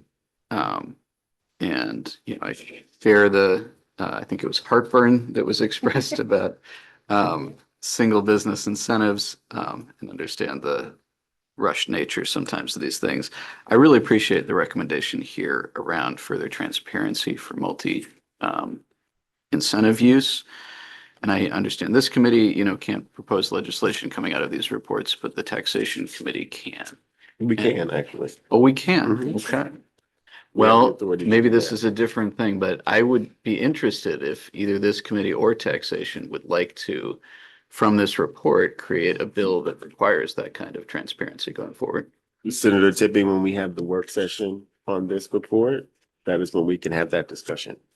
So we'll have a public hearing and then we'll have a work session. So it'll be 2 meetings from now, whenever those will be. And certainly between now and then, wrap your minds around a piece of legislation that you would like for this committee to recommend that the legislature adopt, and we'll go from there. And I would be interested, there's a couple of different options here, but yeah, any process we can have before then on OPEGA's best recommendations for how that would be accomplished. Thank you. Any other questions? Seeing none, thank you so much for all the hard work that you do and present to us every time. We Thank appreciate you. it, and we'll see you soon. Thank you, Senator. May I take just one quick moment to thank those who participated? Yes, of course. Thank you. We really did appreciate DECD and MRS's assistance and cooperation in this evaluation. And I know I already pointed out the DAF's comment letter, but I also just wanted to make sure that those listening are aware that DECD did also provide a comment letter that is in the back of the report. And we also really appreciated IDEX's participation. And as I said, Jeff Bauer said to please express his regrets that he couldn't be here today, but he is certainly willing to answer any other questions and to attend future meetings. And finally, we also really appreciated the time from the program stakeholders who were generous, so generous with speaking with us about their experience with the credit and their perspectives on it. Thank you. Thank you very much. Thank you, thank you, thank you. As always. Let's see, I am looking up in the statute that governs the work of the Government Oversight Committee, just for all committee members, especially new ones, is in a tab A in the yellow tabs in the back. Just so folks can see that. And under duties of the committee, I just want to see if it's here. I was trying to find the exact language about, I think it's on page 5 of the law.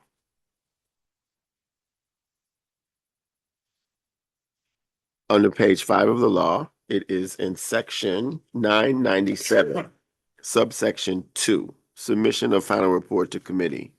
You see the last sentence, if the committee determines it is necessary, the committee may report out to the legislature legislation to implement the findings and recommendations of any program evaluation report presented to it by the office. So that's just for us to understand that we do have the authority to report out legislation. I've seen it done, and we have certainly passed that legislation that has come out of this committee. So next on our agenda item, we're going to move right along so we can finish before lunch. We now turn to a work session on OPEGA's report concerning the identification and management of conflicts of interest in procurement by the Office of Cannabis Policy. And we invite Director Peter Schleck back to rejoin us in case that there are any questions by the committee about the process by which we endorse in part, or not endorse the OPEGA report. Director, is there anything you'd like to tell the committee? Thank you, Senator, distinguished members. I just wanted to echo Senator's comment. And it's very important to me, both personally and professionally, that the members always know there is absolutely no requirement in any provision of law that you agree with OPEGA or agree with anyone else. You are elected members. You're entitled to see things as you see them. I don't need to tell you that, but I just wanted to mention that there is no requirement that you ever endorse something with which you have some concern or a profound difference of opinion even. So I just wanted to make sure that's well known. But it is a process where the committee is able to express itself individually and collectively about how they see the product. So with that. Thank you, Director. Are there any questions of the committee about the process? Any questions about the report? Is there a motion to endorse in part, or not endorse the OPEGA report? The chair recognizes Senator Tipping. I saw him first. I have first just a brief comment on the subject matter, if that is allowed. It is Mr. Chair. perfectly fine. All right. I just wanted to put one kind of continuing concern on the record about this conversation that we've had. So I've heard from some constituents that were active in advocacy on some of the issues that we were discussing and that have been discussed in VLA. And over the last few weeks, my understanding is that OCP has visited them twice unannounced. It has disrupted their business, and they were under the understanding that they would have 24 hours notice for these kinds of visits. Apparently OCP took issue with banana chips and cookies that they had been producing and were labeled. And the objection there was that there are apparently new FDA recommendations for snack food and that they be labeled based on customarily consumed amounts. Now, obviously, cannabis-infused products are consumed differently than chips and snack food are in other contexts. And this standard doesn't seem to be being applied to other businesses or other products. It's not applied in other adult use states. If applied evenly, at least under my understanding of it, it would affect virtually all edibles. And so the OCP apparently ordered this vendor to destroy all of their products that they felt were now in violation because of this FDA change.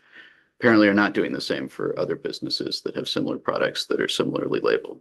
So I don't know all of the details of what's gone on here. I understand there may be a legal process going forward, but I just wanted to put on the record that there is some concern about potential misapplication of rules to target one business in a way that seems to them at least retaliatory.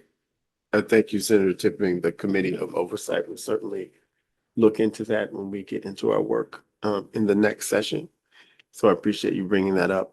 Is there anyone that wanted to add anything into the record about the conflict of interest statute that was looked at by OPEGA in trying to determine if in fact a conflict of interest did exist?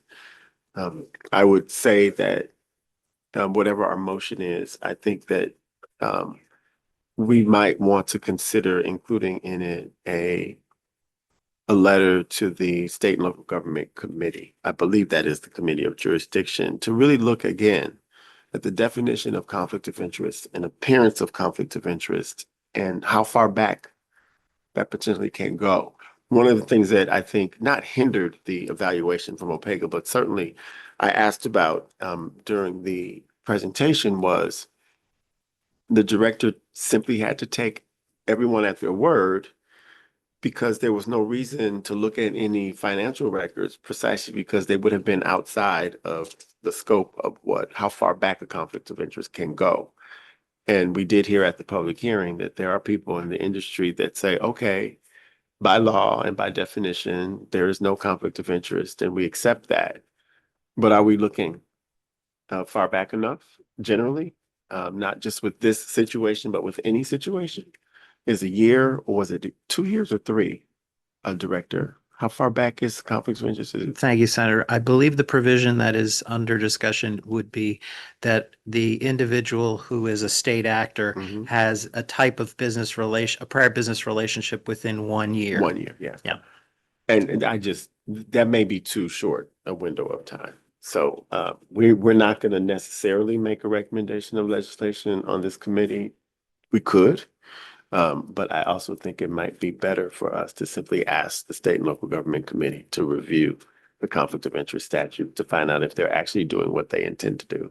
Because there was some debate in the record that they should be more inclusive, and then the more inclusive language was cut in the final statute. So with that, the chair recognizes Representative Strachan. Thank you, Mr. Chair. I will move to endorse the report and ask that a letter be sent to state and local, asking them to look at the statute. It's been moved. Is there a second? It's been moved by Representative Strachan, seconded by Representative Lee. Is there any discussion of the motion to endorse the report and also to send a letter to the State and Local Government Committee to review the conflict of interest statute that currently exists? Any discussion of that motion? Is the committee ready for the question? All those in favor, please indicate in the usual manner. Senator Duson? It is unanimous of those present and voting. Those who are not present and voting will have until Friday at noon to cast their vote in abstention. So thank you all very much for your attention to this matter. And finally, Director, if you bring us through to your report and talk about next steps and when we'll meet again, probably in the new year, but I won't preempt that. You may proceed. Happy to do so, Senator. I wanted to mention this was a matter, if you'll permit me, a reference to one of the members, Senator Duson had asked that we obtain this summary. It's in tab 6, and it's a written summary by the Department of Health and Human Services that just sets forth recent efforts that are ongoing between the Office of Child and Family Services and the Maine Child Welfare Action Network. I won't read the whole thing to you, but it is essentially another initiative where there's an attempt to follow certain types of foundational principles and focus on the department's, the OCFS's strategic plan and integrate those and do what is, as the committee has often discussed, including today, focusing on making sure that children are safe. Mm-hmm. So I did just want to make sure that that was in the record and that the members got that in email and also in the member binders. Thank you, Director. And just to put a bit of a finer point on it, since we heard from Senator Timberlake earlier, this committee did take up pretty crucial work in our Frontline Perspectives report that the committee itself put out. And so I would suggest that we are, as members of the committee, constantly reading that report and making sure that the recommendations that we have made for both for ourselves and for oversight of the department are being met. So if there's something that we're not getting from the department, notwithstanding